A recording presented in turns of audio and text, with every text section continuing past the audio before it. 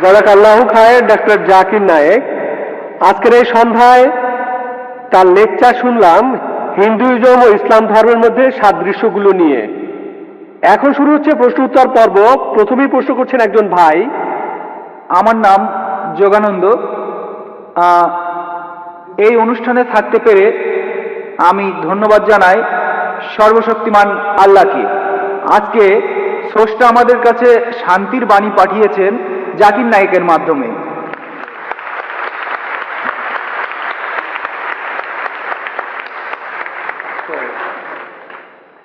মানব জাতির শান্তি, এছাড়া হিন্দু মুসলমানের শান্তি। তাই আপনাকে অনেক ধন্যবাদ জানাচ্ছি। আপনি অসাধারণ একটা কাজ করেছেন। যেভাবে আপনি বেদ আর অন্যান্য ধর্মগ্রন্থ থেকে উদ্ধৃতি দিলেন, অসাধারণ একটা কাজ করেছেন। তারপরও আমাদের হিন্দুইজমে একটা জিনিস রয়েছে, সেটা হলো সিদ্ধান্ত।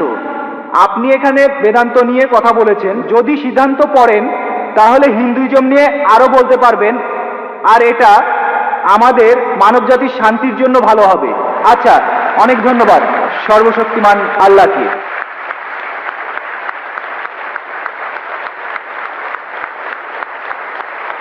আপনার মন্তব্যের জন্য অনেক ধন্যবাদ। তিনি আমার প্রচেষ্টাকে পছন্দ করেছেন। আমি জানি আমরা অনেক বিষয় নিয়ে কথা বলতে পারি। সাধারণত আমার লেকচারের সময় থাকে 1 ঘন্টা থেকে 1 ঘন্টা 15 মিনিট, কিন্তু আজকে আমাকে লেকচারের সময় দেওয়া হয়েছিল 1.5 ঘন্টা, কিন্তু আমি কথা বলেছি 1 ঘন্টা 40 মিনিট। আমি জানি আমরা যা কিছু করছি আমাদের এই কাজগুলো মহাসাগরে 1 বিন্দু পানির সমান। বিস্তারিত জানার জন্য আমার ভিডিও ক্যাসেট দেখতে পারেন, concept of god in major religions. এছাড়াও দেখতে পারেন মুহাম্মদ সাল্লাল্লাহু আলাইহি সাল্লাম ইন মেজর রিলিজিয়ান্স স্ক্রিপচার্স। এইসব বিষয় আর হিন্দুইজমের উপর আমি বেশ কিছু বইও লিখেছি। ইনশাআল্লাহ এই বইগুলো পড়লে আপনারা হিন্দুইজম আর ইসলাম ধর্মের সাদৃশ্য সম্পর্কে অনেক কিছু জানতে পারবেন। আশা করি উত্তরটা পেয়েছেন। ওখানে একজন অমুসলিম ভাইকে দেখা যাচ্ছে। হ্যাঁ ভাই, আপনার নাম আর পেশাটা দয়া করে বলবেন। আমি শশাঙ্ক শেখর, এসেছি রাঁচি থেকে। আমি এখানে সত্যভামা কলেজে ইঞ্জিনিয়ারিং পড়ছি। স্যার, আজকের অনুষ্ঠানে আপনার লেকচার শোনার পর ইসলাম ধর্ম আর মুসলমানদের সম্পর্কে আমাদের ভুল ধারণা দূর হয়ে গেছে।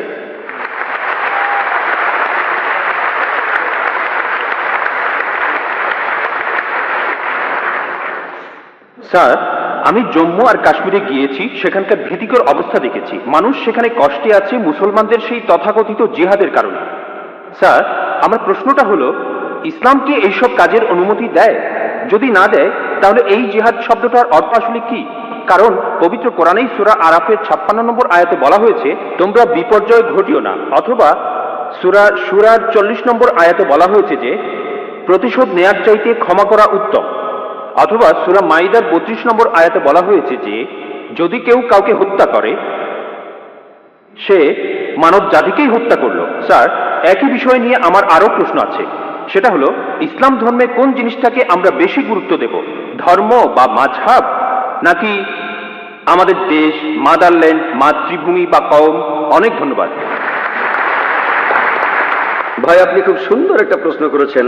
প্রথম প্রশ্নটা হচ্ছে ইসলাম ধর্মে জিহাদ নিয়ে। প্রশ্ন করলেন যে কেন মানুষ যুদ্ধ করছে, কাশ্মীরে যা হচ্ছে জিহাদ, এটাকে ইসলাম কি অনুমতি দেয়? জিহাদ শব্দের অর্থ কি? এটা কি কোরআনে সূরা মাইদার 32 নম্বর আয়াতের বিরুদ্ধে যায় না? ভাই, এই জিহাদ সম্পর্কে বলি, এ ব্যাপারে ভুল ধারণা শুধু অমুসলিমদের মধ্যে নেই, মুসলমানদের মধ্যেও রয়েছে। বেশিরভাগ মানুষই এমনটা ভাবে যে কোনো মুসলিম যদি কোনো যুদ্ধ করে, যে কোনো যুদ্ধ হতে পারে নিজের সুবিধার জন্য, হতে পারে পলিটিক্সের জন্য, হোক সেটা ভাষার জন্য, হোক বর্ণের জন্য, সেটাই হলো জিহাদ। মুসলমানদের যুদ্ধ করাটাকে জিহাদ বলা হয় না। জিহাদ শব্দটা এসেছে আরবি শব্দ জাহাদা থেকে, তার মানে চেষ্টা করা, তার মানে পরিশ্রম করা। জিহাদ মানে সংগ্রাম, কোনো কিছুর জন্য চেষ্টা বা পরিশ্রম করা। ইসলামিক অভিধান অনুযায়ী জিহাদ অর্থ কারো অসৎ প্রবৃত্তির বিরুদ্ধে সর্বশক্তি দিয়ে লড়াই করা। এছাড়াও জিহাদ মানে সমাজের উন্নতির জন্য চেষ্টা করা। এছাড়াও জিহাদ শব্দটা যে যুদ্ধক্ষেত্রে আত্মরক্ষাকেও বোঝানো হয়ে থাকে। জিহাদের অর্থ অন্যায় অত্যাচারের বিরুদ্ধে লড়াই করা। জিহাদের মূল অর্থ চেষ্টা বা পরিশ্রম করা।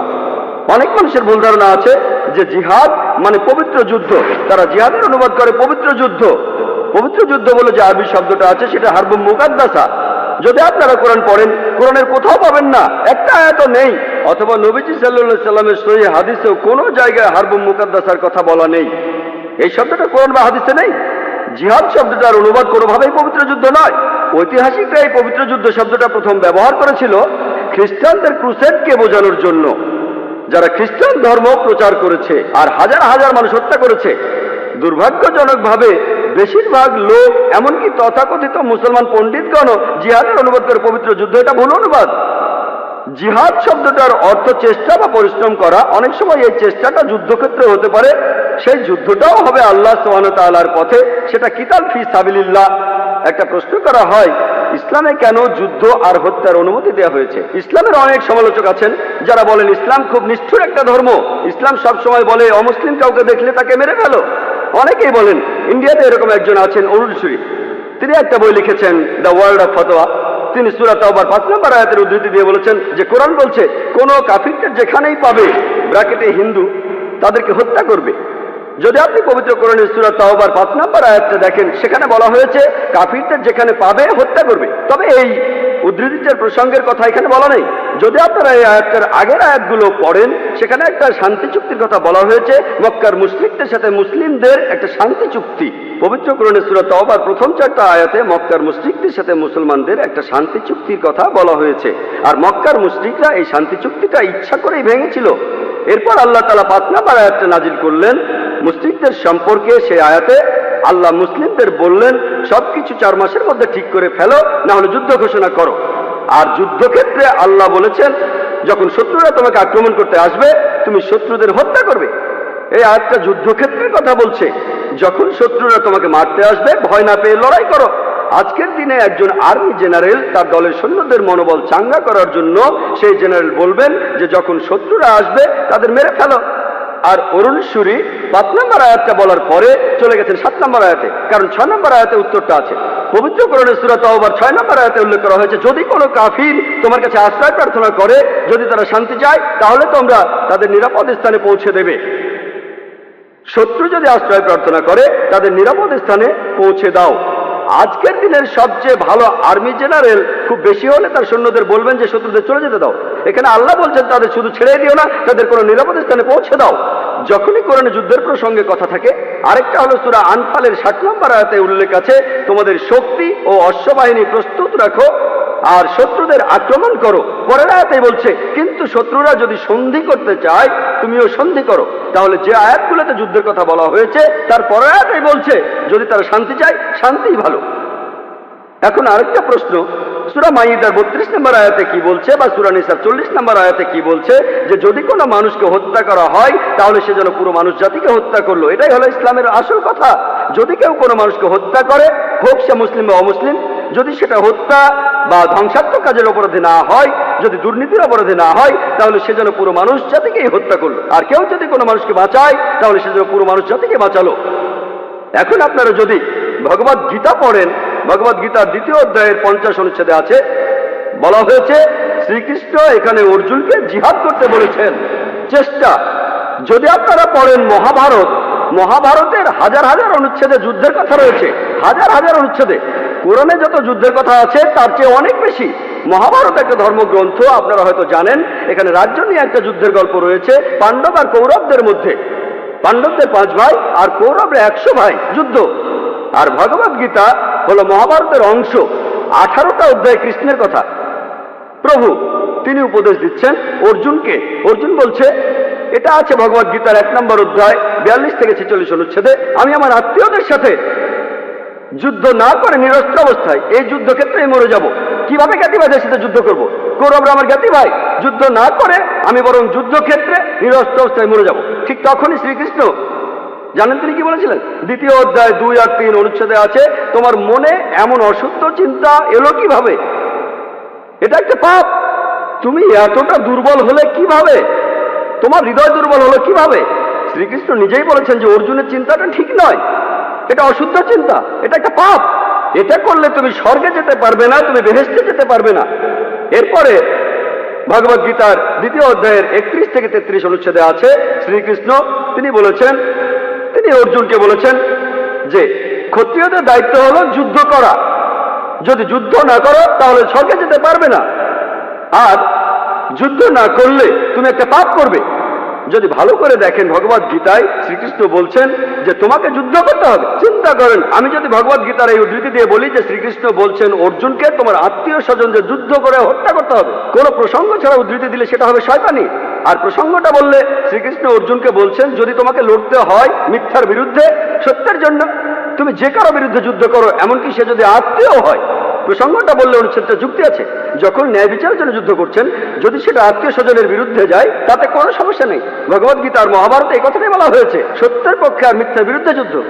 যখনই আমি কোনো হিন্দুকে মহাভারত আর গীতার কথা বলবো, সে তো এটা জানে, সে বলবে না মহাভারত আর গীতায় সত্যের সাথে মিথ্যার যুদ্ধের কথা বলা হয়েছে, আর ঠিক এরকম কথাই আছে পবিত্র কোরআনে।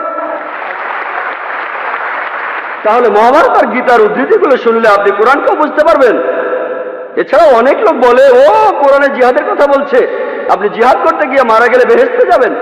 অনেকে আছেন, তাদের একজন অরুণ সুরি বলছেন, তিনি সহিহ বুখারী থেকে হাদিসের উদ্ধৃতিও দিয়েছেন। 4 নম্বর খণ্ড বুক অব জিহাদ 2 নম্বর অধ্যায়ের 46 নম্বর হাদিস বলা হয়েছে একজন মুজাহিদ হলো সেই লোক যে আল্লাহ সুবহানাহু ওয়া তাআলার পথে চেষ্টা করে, আর আল্লাহ নিজেই জানেন কে চেষ্টা করছে। এরপরে নবীজি বলেছেন যদি কোনো মুজাহিদ যুদ্ধক্ষেত্রে মারা যায় সে জান্নাতে যাবে, সে পরকালে বেহেশতে যাবে, কিন্তু যদি সে ফিরে আসে মারা না যায় সে ফিরে আসবে গনিমতের মাল নিয়ে। এই হাদিসটা আর কোরআনের বিভিন্ন আয়াতের কথা বলছেন ইসলামের সমালোচকরা। আমি ভাবি হিন্দু সমালোচকরা এই উদ্ধৃতিটা দেয় কিভাবে? তারা কি ভগবত গীতা পড়েনি? তারা কি মহাভারত পড়েনি? এমনকি শ্রীকৃষ্ণ তিনি ভগবত গীতায় বলেছেন 2য় অধ্যায়ের 37 অনুচ্ছেদে আছে, হে অর্জুন, হে কুন্তির পুত্র, যুদ্ধের প্রস্তুতি নাও, যদি যুদ্ধে মারাও যাও কোনো সমস্যা নেই, তুমি স্বর্গে চলে যাবে। আর যদি তুমি জয়লাভ করে ফিরে আসো তাহলে তুমি এই পৃথিবীর ধন সম্পদগুলো পাবে। হাদিসে একই কথা আছে। তাহলে কৃষ্ণ যখন অর্জুনকে বলছে যুদ্ধ করো সমস্যা নেই, যদি মারা যাও স্বর্গে চলে যাবে, যদি যুদ্ধে জিতে ফিরে আসো তুমি অনেক ধন সম্পদ পাবে। সহিহ বুখারীও একই কথা বলছে, কোরআনেও একই কথা আছে। তাহলে ধর্মগ্রন্থগুলো পড়লে আমরা একে অন্যকে ভালোভাবে বুঝতে পারবো। তাহলে ইসলামে যুদ্ধের অনুমতি আছে শেষ উপায় হিসেবে, আত্মরক্ষার জন্য আর অত্যাচারের বিরুদ্ধে, না হলে নয়। আর জিহাদ অর্থ চেষ্টা বা পরিশ্রম করা। এবার আমরা দ্বিতীয় প্রশ্নে আসি, কোনটা বেশি ইম্পর্ট্যান্ট? এখানে বেশি ইম্পর্ট্যান্ট কি দেশের আইন কানুন মেনে চলা নাকি মাযহাব বা দিনকে মানা? যেন আমাকে প্রশ্ন করছেন আমার উপর কার দাবি আগে, আমার বাবার দাবি আগে না মায়ের দাবি আগে? ভাই, এর আইন আর ধর্মের আইন মানার ব্যাপারে একটা কথা বলি, আল্লাহকে মানার ব্যাপারে বলি। মহান ঈশ্বর আমাদের সৃষ্টিকর্তা, তিনি আমাদের চাইতে অনেক উপরে। ঈশ্বরের আইন মেনে চলাটা আমাদের কাছে সবচেয়ে ইম্পর্টেন্ট, অন্য যে কোনো আইনের চাইতে। সে আইনটা যেই লিখুক না কেন, যেই লিখুক না কেন। তবে আমি একজন ইন্ডিয়ান, আমি জানি যে ইন্ডিয়ার সংবিধানে এমন কোনো আইন নেই যেটা ইন্ডিয়ার কোনো মুসলমানকে তার ধর্ম পালন করতে বাধা দেয়, কোনো বাধা নেই। সত্যি বলতে ইন্ডিয়া এমন একটি দেশ যার সংবিধানে লেখা আছে যে ইন্ডিয়ার নাগরিক, তাদের জন্য এটা জন্মগত অধিকার যে তারা তাদের ধর্ম পালন করতে পারবে। আমিও সে কাজই করছি।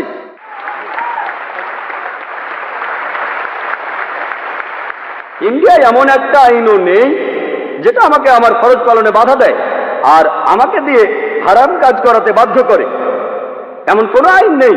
আমি 5 ওয়াক্ত নামাজ পড়তে চাইলে পড়বো, না পড়তে চাইলে পড়বো না। ইন্ডিয়ার সংবিধানে এমন একটা আইনও নেই যেটা আমাকে ভালো মুসলিম হতে বাধা দেয়। আমি এখানে আমার কথা বলতে পারি, আমি একজন ভালো মুসলিম আলহামদুলিল্লাহ, আর একজন ভালো ইন্ডিয়ানও। আর সংজ্ঞা অনুযায়ী, ভৌগোলিক সংজ্ঞা অনুযায়ী একজন ইন্ডিয়ানকে ভৌগোলিকভাবে বলা হয় হিন্দু। হিন্দু যদি হয় ভৌগোলিক সংজ্ঞা, আমি ইন্ডিয়ার একজন হিন্দু এবং ইসলাম ধর্ম পালন করি।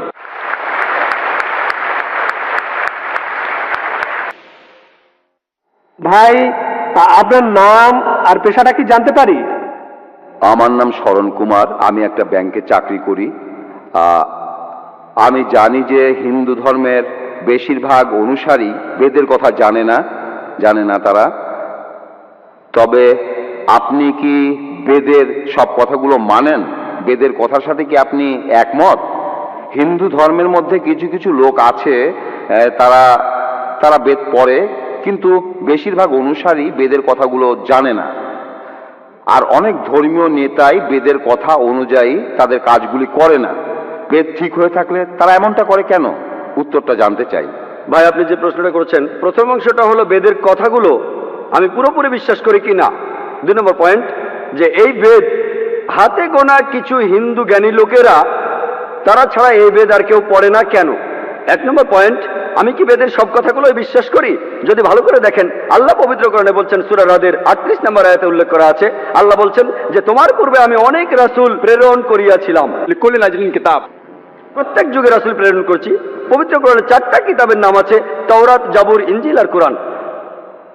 পবিত্র কোরআন হলো আল্লাহ তাআলার সর্বশেষ আর চূড়ান্ত আসমানি কিতাব, নাজিল হয়েছিল সর্বশেষ আর চূড়ান্ত নবী মুহাম্মদ সাল্লাল্লাহু আলাইহি সাল্লামের উপর। এখন বোম্বেতেও আমাকে একজন প্রশ্ন করেছিল, বেদকে আমি ঈশ্বরের বাণী মনে করি কি না। আমি কি বেদকে সম্পূর্ণ সঠিক মনে করি?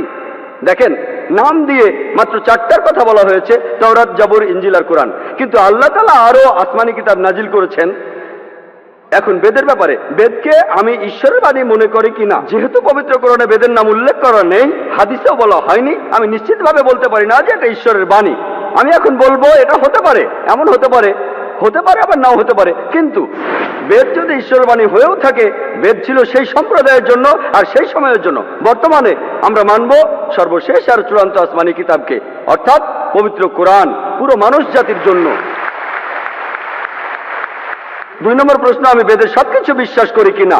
আল্লাহ পবিত্র কোরআনে সূরা বাকারার 79 নম্বর আয়াতে বলেছেন, فويل للذين يكتبون الكتاب بأيديهم ثم يقولون هذا من عند الله ليشتروا به ثمنا قليلا فويل لهم مما كتبت أيديهم ويل لهم مما يكسبون। দুর্ভোগ তাহাদের যাহারা নিজ হাতে কিতাব রচনা করে তুচ্ছ মূল্য প্রাপ্তির জন্য বলে, ইহা আল্লাহর নিকট হইতে। দুর্ভোগ তাহারা যাহা উপার্জন করিয়াছে, দুর্ভোগ তাহারা যাহা লিখিয়াছে। তাহলে বুঝতে পারছি যে মহান সৃষ্টিকর্তা সব আসমানি কিতাবই সময় চলে যাওয়ার সাথে সাথে বাতিল হয়ে যায়, পরিবর্তিত হয়ে যায়। বর্তমানে ইনজিলকে অবিকৃত অবস্থায় পাওয়া যাবে না। আমরা যে বাইবেল দেখি সেটা ইনজিল নয়, যেটা যীশু খ্রিস্টের উপর নাজিল হয়েছিল। সময়ের সাথে সাথে এগুলো বদলে গেছে। তাই বেদ যদি ঈশ্বরের বাণী হয়েও থাকে, বেদ পুরোপুরি অবিকৃত অবস্থায় এখন নাই। হিন্দু পণ্ডিতরা এই ব্যাপারে একমত।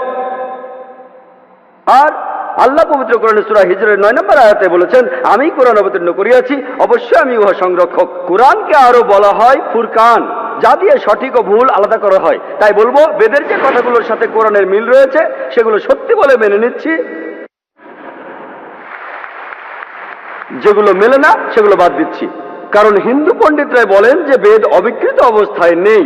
আমি কি করছি, কোরআনের সাথে বেদের যে কথাগুলো মিলছে সেগুলো মেনে নিচ্ছি, এটা ঈশ্বরের বাণী হতে পারে। কিন্তু আমি বেদের সব কথাই মেনে নিচ্ছি না। বেদে অনেক অবৈজ্ঞানিক কথা রয়েছে, এটার উপরেও লেকচার দিতে পারি, কিন্তু সে ব্যাপারে এখানে বলতে চাই না। বেদের অনেকগুলো বৈজ্ঞানিক ভুল নিয়ে কথা বলতে পারি।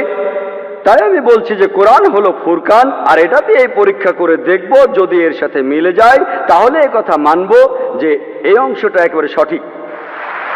আশা করি উত্তরটা পেয়েছেন।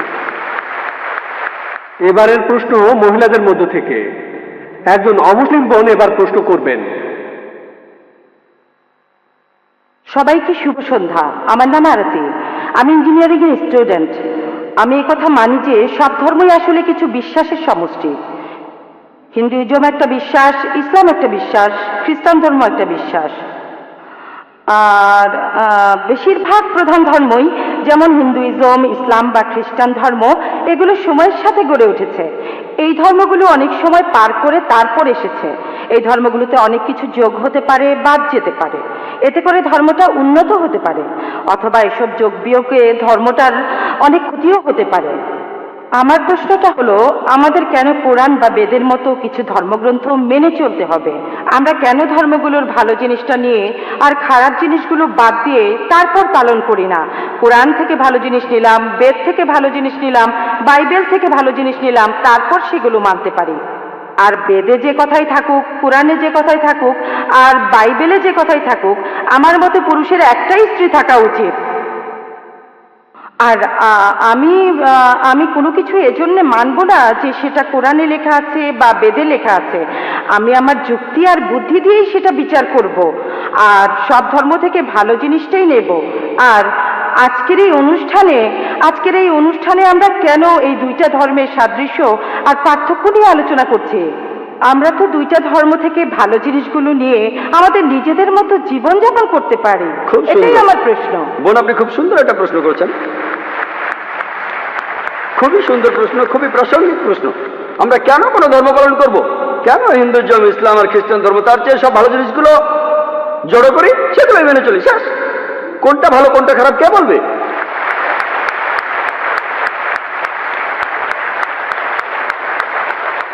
যেমন ধরুন, আমেরিকাতে স্কার্ট পরা আর শর্টস পরা খুবই কমন, পশ্চিমাদের এটা ভদ্রতা, তাদের জন্য স্কার্ট আর শর্টস পরা ভদ্রতা। যদি চেন্নাইতে এমন করেন, যদি এখানে স্কার্ট শর্টস পরা কোনো মেয়েকে আপনি দেখেন, তখন বলবেন এটা অভদ্রতা, আপনিও বলবেন বোন, আপনিও বলবেন অভদ্রতা। তাহলে আমেরিকায় যেটা ভদ্রতা এখানে সেটা অভদ্রতা। কয়েক বছর আগে আমি আমেরিকায় গিয়েছিলাম, সেখানে একজন বলল তোমাদের ইন্ডিয়ার মহিলারা খুবই অভদ্র। আমি অবাক হয়ে বললাম কেন ইন্ডিয়ার মহিলারা অভদ্র কেন? কারণ তারা যখন শাড়ি পরে তাদের পেট দেখা যায়। তার মানে আমেরিকায় সে দেশের নিয়মে কোনো মহিলা তার পেট দেখালে সে অভদ্র। তাহলে কে ঠিক করবে?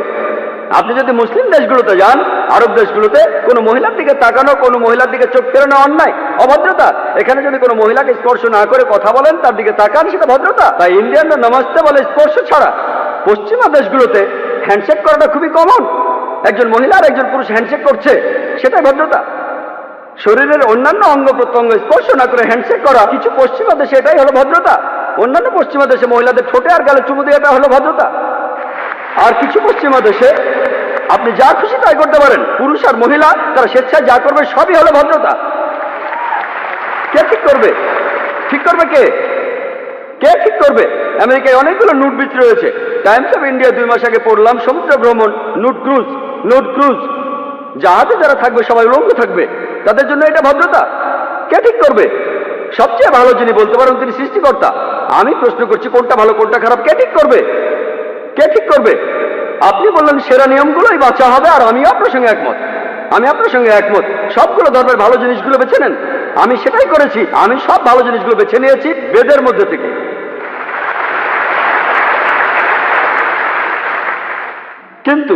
কিন্তু ভালো জিনিসটা আপনাদের জন্য ভালো নয়, এটাই সমস্যা। এই আলোচনাটা আমি করব। আমি চ্যালেঞ্জ করছি সব মানুষকে, ইসলাম ধর্মের মাত্র একটা মূলনীতি খুঁজে বের করুন যেটা আমাদের মানবতার বিরুদ্ধে কথা বলছে। একটা।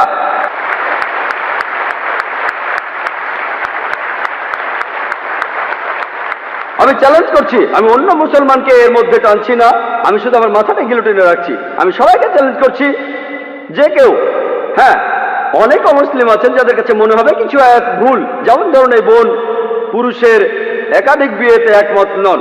এরপরেও বলবো ইনশাল্লাহ আমার উত্তরটা শুনে আপনিও মানবেন, ইনশাল্লাহ মেনে নেবেন, আপনিও একমত হবেন। যেমন ধরুন আপনি প্রশ্ন করলেন 2 আর 2 যোগ করলে কত হয়, আমি উত্তরটা জানি বলে দিলাম, তারপর আপনি উত্তর শুনে মেনে নেবেন। আমরা এখানে যেটা করব, যেসব ব্যাপারে আপনারা একমত নন, আপনার মাইকের সামনে এসে প্রশ্ন করবেন। আমি আসলে একজন ছাত্র হিসেবে যথাসাধ্য চেষ্টা করবো, আল্লাহ চাইলে উত্তরটা দিতে পারবো। এখন বেদ যে বলছে আপনি একাধিক বিয়ে করতে পারেন, খ্রিস্টানদের বাইবেল বলছে, কোরআনও বলছে, এখন আপনি এইসবের কোনোটাই মানতে চান না, সমস্যা নেই, আসুন আমরা যুক্তির কথা বলি, আমরা যুক্তি দিয়ে দেখি। বল, আপনি কি জানেন প্রাকৃতিকভাবে ছেলেরা আর মেয়েরা সমান অনুপাতে জন্মায়? প্রাকৃতিকভাবে ছেলেরা আর মেয়েরা সমান অনুপাতে জন্ম নেয়।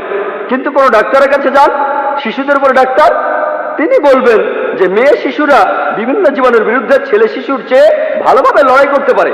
তাহলে শিশু বয়সে দেখা যায় মেয়ে শিশু যত মারা যায় তার চেয়ে ছেলে শিশু অনেক বেশি মারা যায়। শিশু বয়সে মেয়েদের সংখ্যা ছেলেদের চাইতে বেশি থাকে। তারপর সময় যায়, মানুষ ধূমপানের কারণে মারা যায়, মদ খাওয়ার কারণে মারা যায়, অ্যাক্সিডেন্টে মারা যায়, যুদ্ধে মারা যায়, এখানেও মেয়েদের চাইতে ছেলেরা বেশি মারা যায়। তাই আজকের দিনে পৃথিবীতে পুরুষের চাইতে মহিলার সংখ্যা অনেক বেশি। শুধুমাত্র কয়েকটা দেশে, ইন্ডিয়ার মতো তৃতীয় বিশ্বের কয়েকটা দেশে মেয়েদের সংখ্যা ছেলেদের চাইতে অনেক কম। কারণটা জানেন? কারণ হলো মেয়ে শিশু হত্যা। বিবিসির একটা রিপোর্টে এমিলিও বেকাননের কথা অনুযায়ী তিনি একটা প্রোগ্রামে বেশি বয়সে মৃত্যু নিয়ে বলেছিলেন প্রত্যেক দিন ইন্ডিয়াতে 3000-এরও বেশি মহিলা তাদের গর্ভপাত ঘটায় যখন জানতে পারে গর্ভের শিশুটি মেয়ে। তার মানে প্রতি বছরে ইন্ডিয়াতে 10 লাখেরও বেশি মহিলা গর্ভপাত ঘটায় যখন জানতে পারে গর্ভের শিশুটি মেয়ে। যদি এই অশুভ প্রথাটি বন্ধ করা যায়, আর তামিলনাড়ুর সরকারি হাসপাতালের রিপোর্ট অনুযায়ী আপনাদের এই প্রদেশেই এই রিপোর্ট বলছে প্রতি 10 জন মেয়ে সন্তানের 4 জনকে মারা হয়, এই কাজটা কি সঠিক? এটা ভুল। যদি এই অশুভ প্রথা বন্ধ করেন তাহলে ইন্ডিয়াতেও মেয়েদের সংখ্যা হবে ছেলেদের সংখ্যা চাইতে বেশি। শুধুমাত্র আমেরিকাতেই মেয়েদের সংখ্যা ছেলেদের চাইতে 78 লক্ষ বেশি। শুধু ইংল্যান্ডে ছেলেদের চাইতে মেয়েদের সংখ্যা 40 লক্ষ বেশি। জার্মানিতে মেয়েদের সংখ্যা 50 লক্ষ বেশি। শুধু রাশিয়াতে মেয়েদের সংখ্যা হচ্ছে 90 লক্ষ বেশি। আল্লাহ জানেন পৃথিবীতে মেয়েদের সংখ্যা ছেলেদের চাইতে কতজন বেশি। মনে করুন হাইপোথেটিক্যাল প্রশ্ন, ধরুন আমার বোন সে আমেরিকায় থাকে, অথবা আপনার বোন সে আমেরিকায় থাকে, ইউএসএ, আর সেখানকার বিয়ের বাজারে প্রত্যেক পুরুষ একটা করে বিয়ে করেছে। তবুও সেখানে 78 লক্ষ মহিলা থাকবে যারা কোনো জীবন সঙ্গী খুঁজে পাবে না। তাদের জন্য তখন একটা উপায় খোলা থাকে, যেসব মহিলা জীবন সঙ্গী খুঁজে পাবে না তারা হয় কারো দ্বিতীয় স্ত্রী হতে পারে অথবা হতে পারে জনগণের সম্পত্তি। হয়তো বলবেন জনগণের সম্পত্তি, ভাই জাকির এটা খারাপ শব্দ। বোন, সবচেয়ে ভদ্র ভাষায় আমি এটাই বলতে পারি, এর চেয়ে ভালো কোনো শব্দ জানা নেই। আমেরিকাতে সে দেশের পরিসংখ্যান আমাদের বলে বিয়ের আগে গড়ে একজন মানুষের 8 জন যৌনসঙ্গী থাকে। রক্ষিতা রাখাটা খুবই কমন, যতজন খুশি 10 জন 20 জন 30 জন সমস্যা নেই। 100 জন আইন আপনাকে কিছুই বলবে না। যদি আপনার একাধিক স্ত্রী থাকে এই ব্যাপারটা তারা হজম করতে পারে না। কেন? রক্ষিতা হয়ে মহিলারা কোনো অধিকার পান না, এখানে সেই মহিলাকে অসম্মান করা হয়। ইসলামে আপনার দ্বিতীয় স্ত্রী থাকলেও তার সমান অধিকার, তার সম্মান আছে, সবাই শ্রদ্ধা করে। তবে আমি আপনার সঙ্গে একমত, এ ব্যাপারে একমত যে কোনো মহিলাই স্বাভাবিক পরিস্থিতিতে তার স্বামীকে অন্য মহিলার সাথে ভাগাভাগি করতে চায় না। আমি একমত বোন, আমি আপনার সাথে একমত। কিন্তু ইসলামিক শরিয়ার মূল কথা হলো বড় ক্ষতি ঠেকানোর জন্য ছোট কোনো ক্ষতি হওয়া ভালো। বড় ক্ষতি ঠেকাতে হলে ছোট ক্ষতি হওয়া ভালো। তাহলে মুসলিম উম্মার সব মুসলমান মহিলা জানেন যে অনেক মহিলা অবিবাহিত, যদি তারা অনুমতি না দেয় তাদের স্বামীদের একাধিক বিয়ে করতে, এরা জনগণের সম্পত্তি হবে। তখন তারাই বলবে আমাদের স্বামীদের ভাগাভাগি করব, কিন্তু অন্যান্য বোনদের জনগণের সম্পত্তি হতে দেব না। আশা করি উত্তরটা পেয়েছেন। এবারের প্রশ্ন পুরুষদের মধ্য থেকে, ডান দিকের মাইকে। আমার নাম দেবরাজ, আমি একজন ইঞ্জিনিয়ার। আমি একটা ইঞ্জিনিয়ারিং ফার্মে সিনিয়র ম্যানেজার হিসেবে কাজ করছি। উপস্থিত শ্রোতাদের সবাইকে বলছি, আজকে আমরা একটা অসাধারণ অনুষ্ঠান উপভোগ করলাম। এই লেকচারে হিন্দুদের সবারই চোখ খুলে গেছে।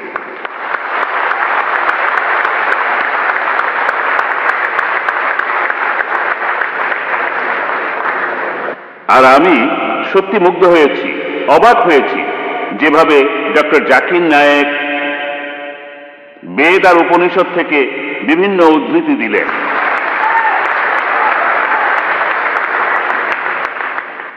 আমি এটাই বলবো, বেশিরভাগ লোকই বলবে ডক্টর জাকিরের এই ক্ষমতা ঈশ্বরই তাকে দিয়েছেন।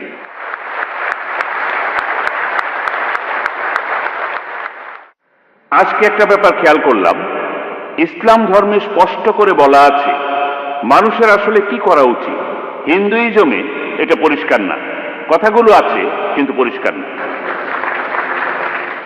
অনেকের মধ্যেই ভুল ধারণাগুলো আছে, অনেক ধরনের ধারণা, মতবাদ, বিশ্বাস সেখানে আছে। কথাগুলো কিন্তু আছে, একটু অন্যভাবে বলা আছে। আমি আপনাদের কাছে অনুরোধ করব যে হিন্দু পণ্ডিতদের আমন্ত্রণ করেন আর তারপর একটা বিতর্কের আয়োজন করেন, যাতে করে সবাই সত্যটা জানতে পারে।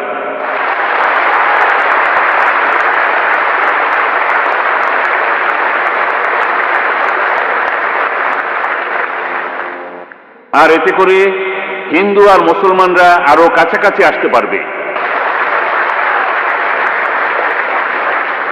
আর সবাই মিলে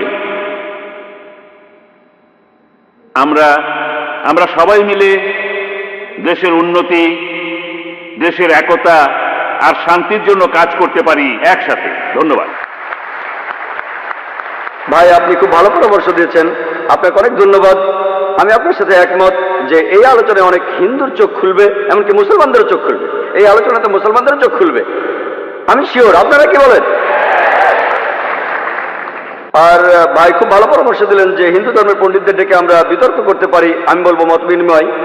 এ কথাটা পবিত্র কোরআনেও আছে। লেকচারের শুরুতে বলেছিলাম সূরা আল ইমরানের 64 নম্বর আয়াতে বলা হয়েছে, তাআলাউ ইলা কালিমাতিন সাওয়াইন বাইনাকুম। এসো সেই কথায় যাহা তোমাদের এবং আমাদের মধ্যে এক। আমিও সেই কাজটাই করছি। আমি ইন্ডিয়ার বিভিন্ন প্রান্তে যাচ্ছি, পৃথিবীর বিভিন্ন প্রান্তে যাচ্ছি, মত বিনিময় করছি বিভিন্ন ধর্মের পণ্ডিত, খ্রিস্টান ধর্ম, হিন্দুইজম। আমি শুধু একজন ছাত্র, আমি কোনো পণ্ডিত নই, সামান্য একজন ছাত্র বিভিন্ন ধর্মের উপর। আমি কেরালা আর বোম্বেতে হিন্দু পুরোহিতদের সাথে মত বিনিময় করেছি। এমনই একটা বিতর্কের জন্য কয়েক মাস পরে আমি ব্যাঙ্গালোর যাব ইনশাআল্লাহ।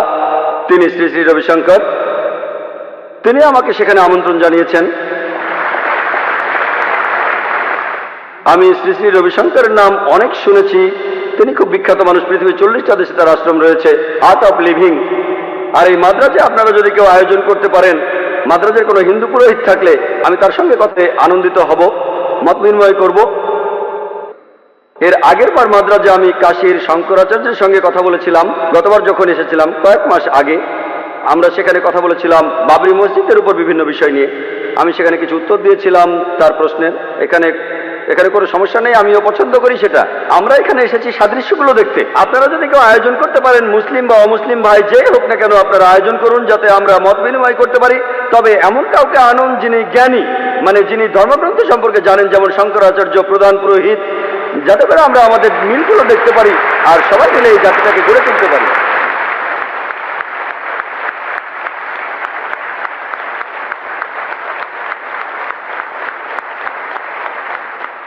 এবার প্রশ্ন করবেন একজন অমুসলিম বোন। মিস্টার জাকির, প্রশ্নটা করেছে আমার এক অমুসলিম বন্ধু। সে আমাকে বলে যে মুসলমানদের মধ্যেই বিভ্রান্তি আছে। মুসলমানরা নিজেরাই এক অন্যকে প্রশ্ন করে যে আপনি কি ওয়াহাবি নাকি আপনি একজন সুন্নি। তার মতে মুসলমানদের বিভ্রান্তির মধ্যে রয়েছে। এখন এ ব্যাপারে আপনি কি বলবেন? এ ব্যাপারে আমরা মুসলমানরা কি বলতে পারি?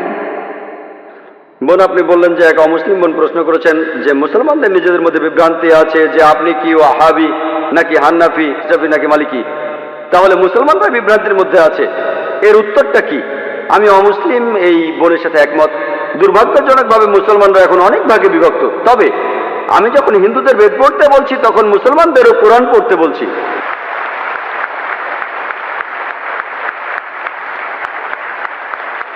আল্লাহ পবিত্র কোরআনে বলেছেন, সূরা আল ইমরানের 103 নম্বর আয়াতে আল্লাহ তাআলা বলেছেন, ওয়াতাসিমু বিহাবলিল্লাহি জামিআন ওয়া লা তাফাররাকু।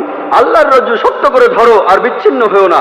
আমরা আল্লাহর রশি ধরবো, আর সেই রশি হলো পবিত্র কোরআন আর সহিহ হাদিস। আল্লাহ কোরআনে বলছেন, সূরা আল আনামের 159 নম্বর আয়াতে উল্লেখ আছে, যারা দিন সম্বন্ধে নানা মতে সৃষ্টি করেছে, হে রাসূল, তাদের দায়িত্ব তোমার নয়। ইসলাম ধর্মে বিভিন্ন দল আর মত তৈরি করা এটা নিষিদ্ধ, এটা হারাম। কিন্তু যদি মুসলমানদের বলি আপনি কি, কেউ বলে আমি হানাফি, কেউ বলে শাফি, কেউ বলে হামলি, কেউ বলে ওয়াহাবি। নবীজি কি ছিলেন? তিনি কি হানাফি? তিনি কি শাফি? তিনি কি হামলি? তিনি কি মালিকি? তিনি কি ছিলেন? তিনি মুসলিম ছিলেন। পবিত্র কোরআনে সূরা আল ইমরানের 52 নম্বর আয়াতে উল্লেখ করা আছে, ঈসা আলাইহিস সালাম, যীশু খ্রিস্ট, তিনি মুসলমান ছিলেন। পবিত্র কোরআনে সূরা আল ইমরানের 67 নম্বর আয়াতে উল্লেখ আছে যে ইব্রাহিম আলাইহিস সালাম, তিনিও মুসলিম ছিলেন। পবিত্র কোরআনে সূরা ফুসিলাতে 33 নম্বর আয়াতে উল্লেখ করা আছে, ওয়ামান আহসানু ক্বালাম মিম্মান দাআ ইলাল্লাহি ওয়া আমিলা সালিহান ওয়া ক্বালা ইন্নানি মিনাল মুসলিমিন। সেই ব্যক্তির চেয়ে কে উত্তম যে মানুষকে আহ্বান করে আল্লাহর পথে, সৎকর্ম করে আর বলে আমি মুসলমান। আমাদের নবী মুহাম্মদ সাল্লাল্লাহু আলাইহি ওয়াসাল্লাম মুসলমান ছিলেন। আল্লাহই বলেছেন আমরা হব মুসলমান। মুসলমানের চেয়ে ভালো কোনো বিশেষণ নেই। আর চারজন বিখ্যাত ইমামের সবাই, ইমাম আবু হানিফা, ইমাম শাফি, ইমাম আহমদ ইবনে হাম্বল, ইমাম মালিক, আল্লাহ সবাইকে শান্তিতে রাখুন, তারা বিখ্যাত পণ্ডিত। আমি তাদের সবাইকে শ্রদ্ধা করি, পছন্দ করি। তারা বিখ্যাত পণ্ডিত। আর এই পণ্ডিতদের সবাই বলেছেন, এই চারজন ইমাম বলেছেন, যদি আমার কোনো ফতোয়া আল্লাহ ও রাসূলের বিরুদ্ধে যায় তাহলে তোমরা আমার ফতোয়াকে ছুঁড়ে ফেলে দাও।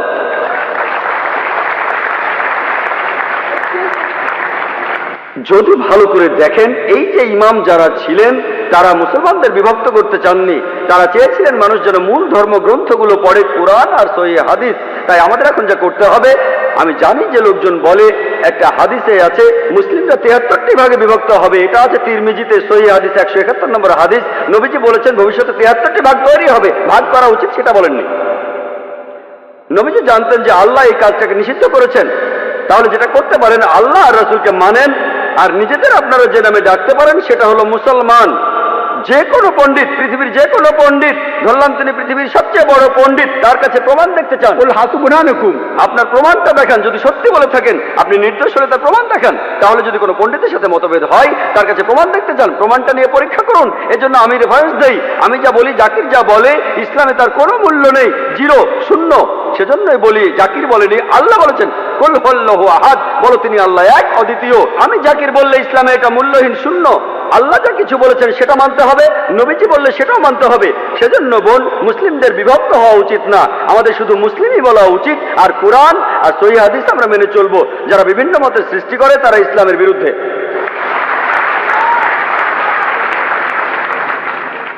হ্যাঁ ভাই, প্রশ্নটা করুন। ডক্টর মহাদেব, আমি প্রাইভেট প্র্যাকটিস করি। গত পরশুদিন আমি আব্দুর রহিম গ্রিনের লেকচার শুনতে গিয়েছিলাম।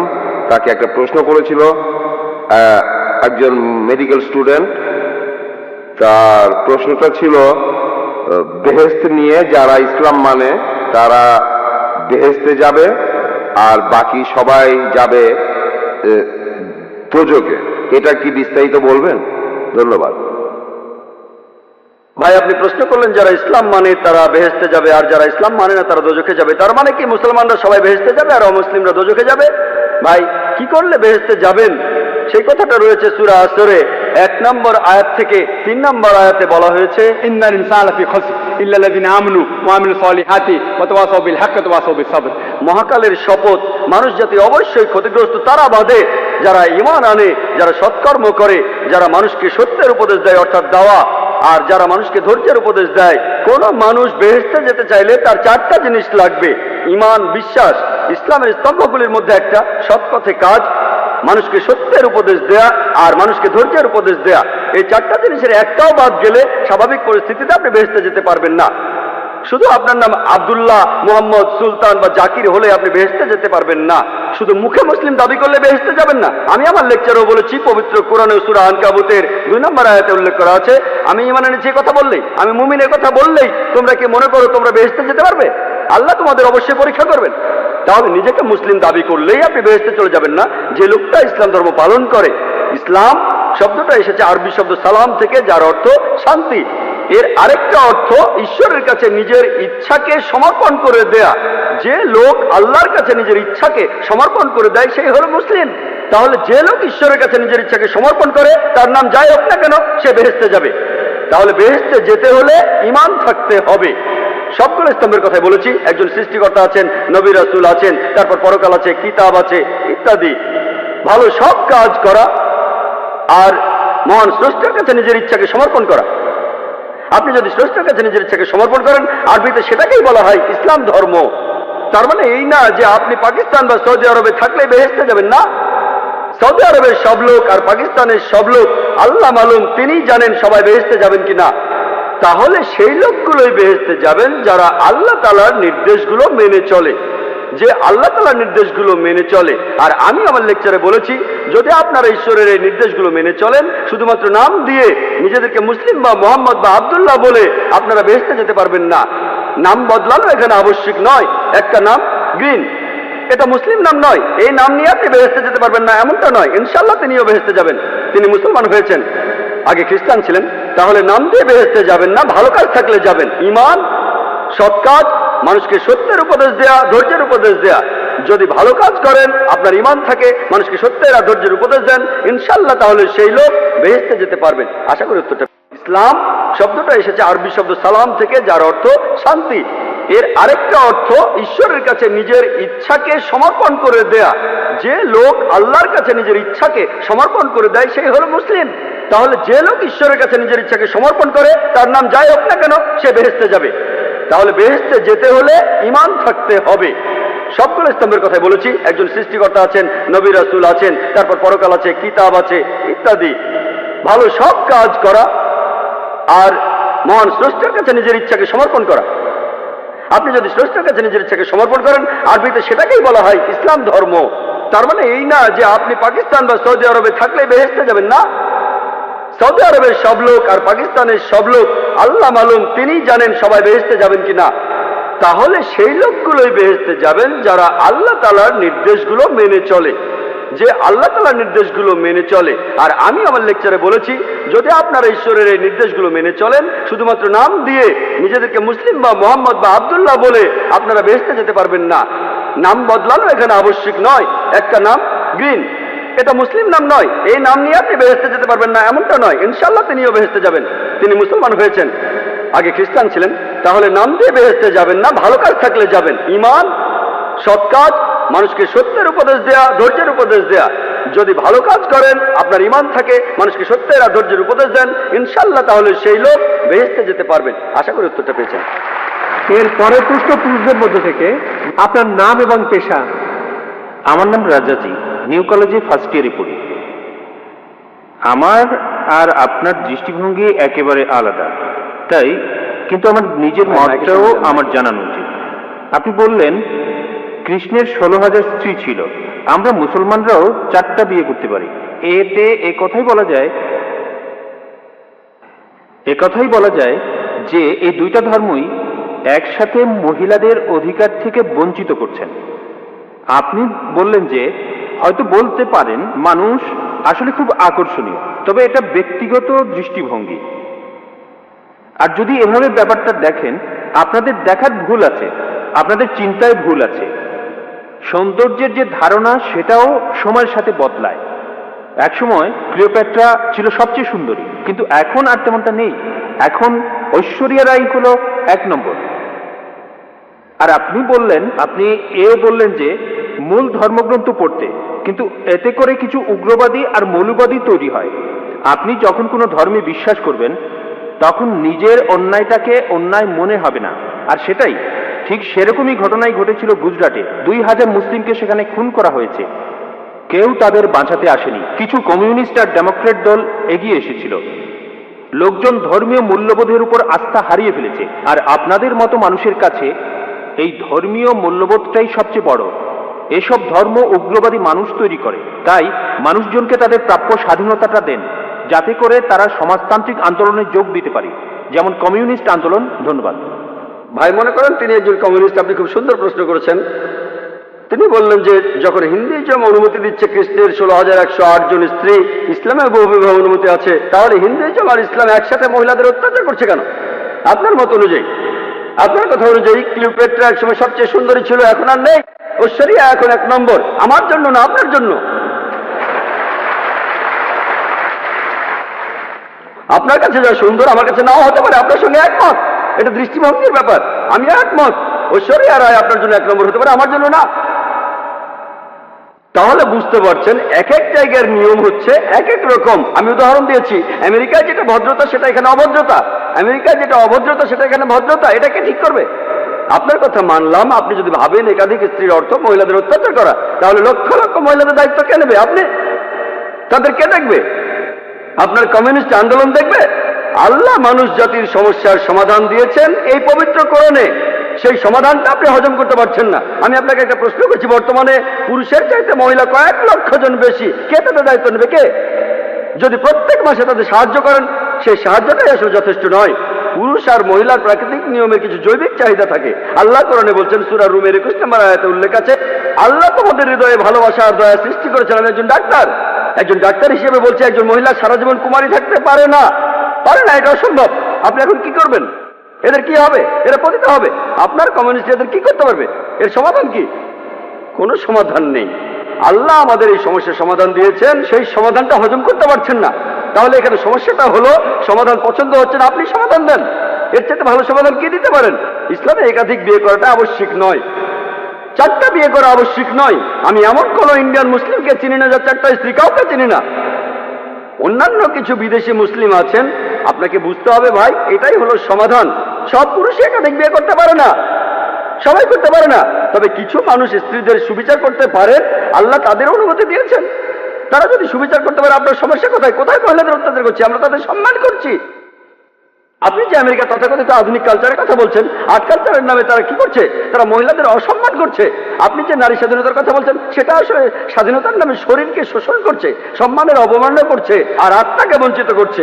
পশ্চিমা সমাজ আসলে মহিলাদের অধিকার দেওয়ার কথা বলে তাদের নামিয়ে দিচ্ছে উপপত্নীর স্তরে, রক্ষিতার স্তরে। তারা সমাজের প্রজাপতি, যারা আর্ট কালচারের পর্দার পেছনে থাকে। আর্ট আর কালচারের নামে ঐশ্বরিয়া রায়, সে আবার কে? মডেলিং, তাই তো? ঠিক না? এখানে আপনাকে সঠিকভাবে চিন্তা করতে হবে। আমরা মাকে বিক্রি করতে চাই না, আমরা বোনকে বিক্রি করতে চাই না। আপনি চাইলে তা করেন। একটা অ্যাডের কথা শুনেছিলাম, আগের লেকচারে আমি বলেছিলাম, BMW। এক লোক বলছিল, খুব বিখ্যাত অ্যাড, BMW নাম শুনেছেন? খুব দামি গাড়ি, মার্সিডিজ বেঞ্চের সঙ্গে কম্পিটিশন করে। সেই অ্যাডে বিকিনি পরা একটা মেয়ে গাড়ির সামনে দাঁড়িয়ে আছে, এখনই চালানো শুরু করুন। মেয়েটাকে না গাড়িটাকে? আপনারা কি করছেন? কমিউনিজমের কথা বলে, মহিলাদের অধিকারের কথা বলে আপনাদের মা বোনকে বিক্রি করছেন, আপনাদের মা বোনকে বিক্রি করছেন। আমরা মুসলিমরা এটা করতে চাই না, আমরা এটা করতে চাই না।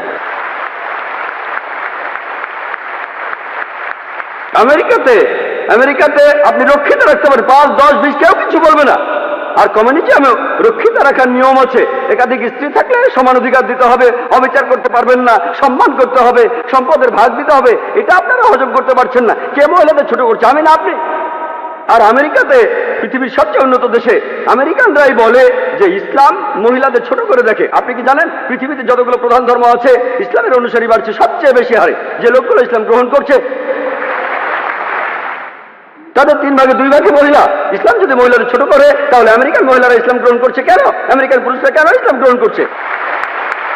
কে ডক্টর আবু আমিনা বিলাল ফিলিসকে ইসলাম গ্রহণে বাধ্য করেছিল? ভাই আব্দুর রহিম গ্রিনকে কে জোর করেছিল? কে? যারা ইসলাম গ্রহণ করছে তাদের 3 ভাগে 2 ভাগই মহিলা, তারাও ইসলাম গ্রহণ করছে। কেন? ইসলাম যদি মহিলাদের ছোট করে, তাহলে কেন তারা মুসলমান হচ্ছে? কারণ তারা জানে ইসলাম মহিলাদের নিরাপত্তা দেয়, মহিলাদের সম্মান দেয়। এই নিরাপত্তাটা থাকলে আপনাদের উদ্দেশ্য সফল হবে না, এদের দিয়ে আপনারা টাকা কামাতে পারবেন না। পলিটিশিয়ানরা যেমন ডিভাইড অ্যান্ড রুলের নীতি মেনে চলে, আর্ট আর কালচারের লোকেরা তেমনি মহিলাদের অধিকারের কথা বলে। বিউটি কন্টেস্ট, কসমেটিক্স বিক্রি করা হচ্ছে, তারা এভাবে কোটি কোটি ডলার কামাচ্ছে। আপনি জানেন বিউটি কন্টেস্ট কি জন্য? এই বিউটি কন্টেস্টের নামে তারা কোটি কোটি ডলার কামাচ্ছে। আর এরা যেহেতু কোটি কোটি ডলার কামাচ্ছে, অন্যান্য সব লোকজনও সেটা দেখছে। তাহলে বুঝলেন ভাই, আমরা আমাদের মা বোনদের লোকজনের সামনে সাজিয়ে দেখাতে চাই না। তাদের সম্মান করি, তাদের ভালোবাসি, তাদের শ্রদ্ধা করি। আমরা মহিলাদের ছোট করি না।